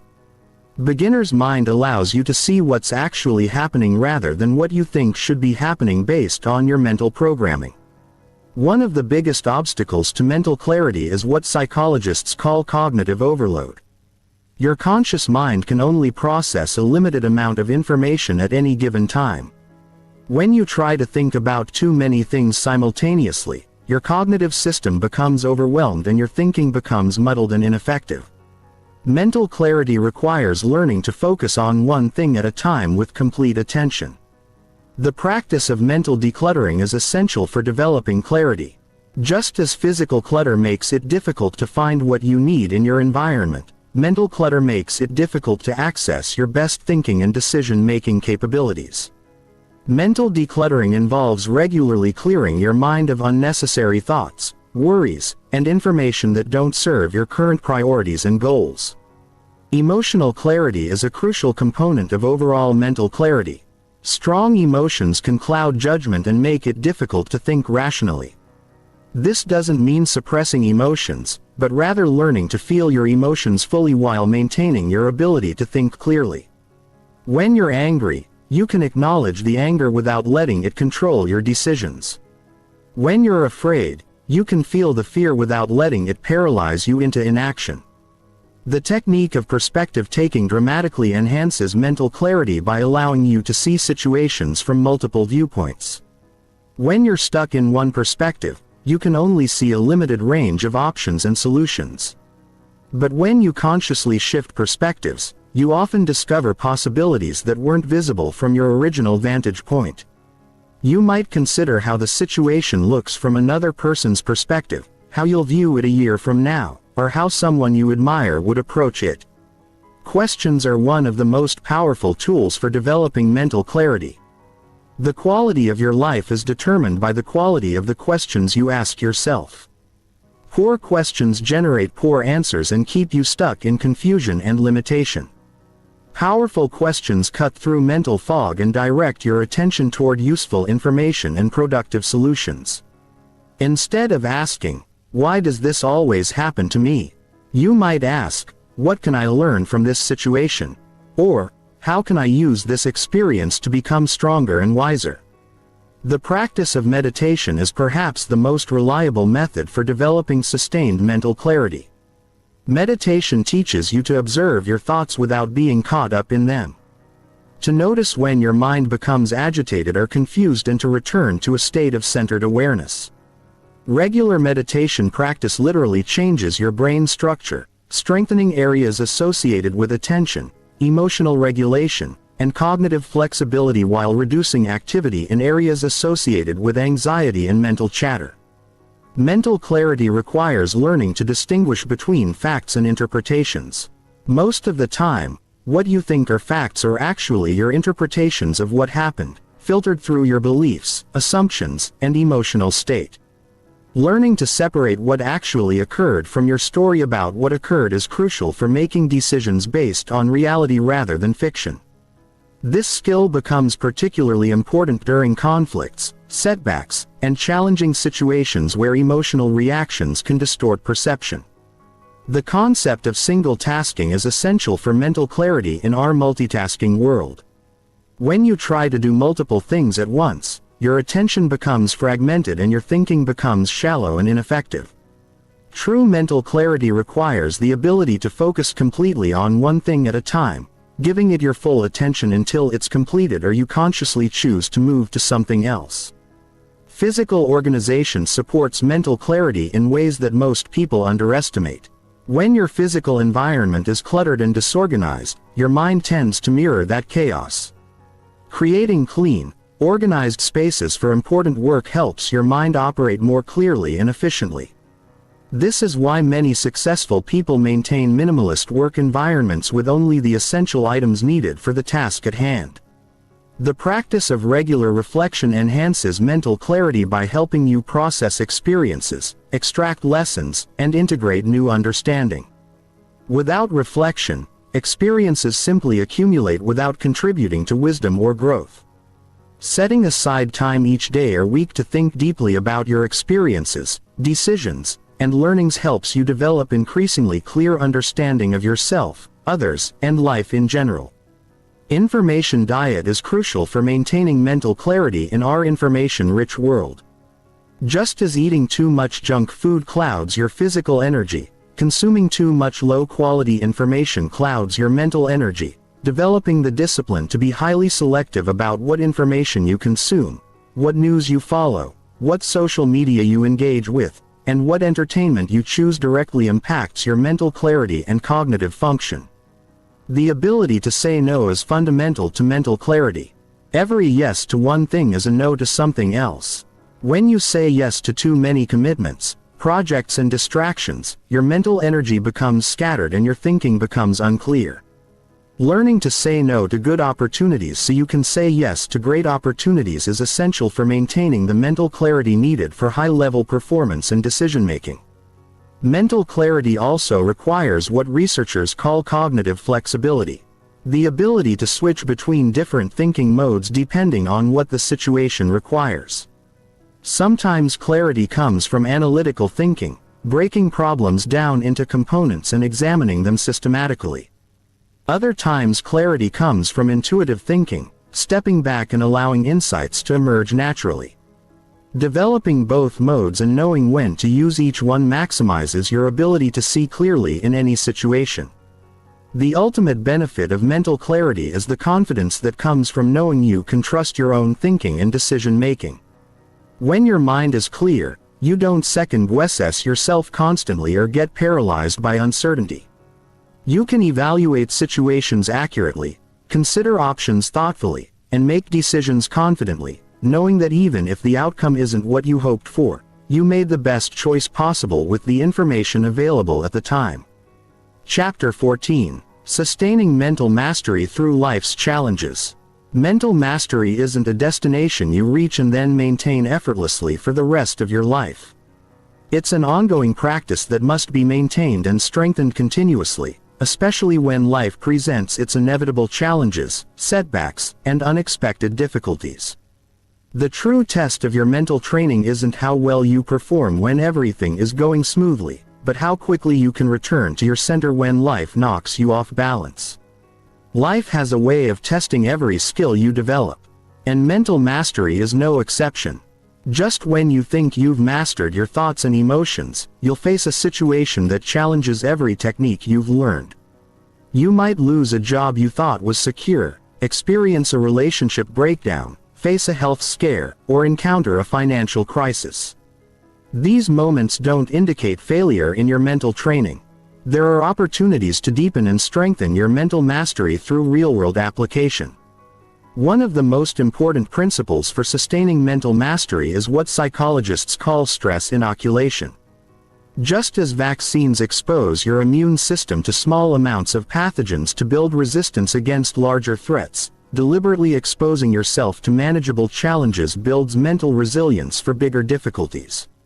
This doesn't mean seeking out unnecessary drama or hardship, but rather not avoiding every uncomfortable situation and viewing challenges as opportunities to strengthen your mental skills. The concept of mental maintenance is crucial for long-term mastery. Just as physical fitness requires ongoing exercise to maintain strength and conditioning, mental fitness requires ongoing practice to maintain clarity, emotional regulation, and cognitive flexibility. You can't master your mind once and then neglect it, expecting it to remain strong. Mental skills deteriorate without regular use, and old patterns can resurface during times of stress if you're not maintaining your practices. During crisis periods, your brain naturally defaults to your most ingrained patterns and habits.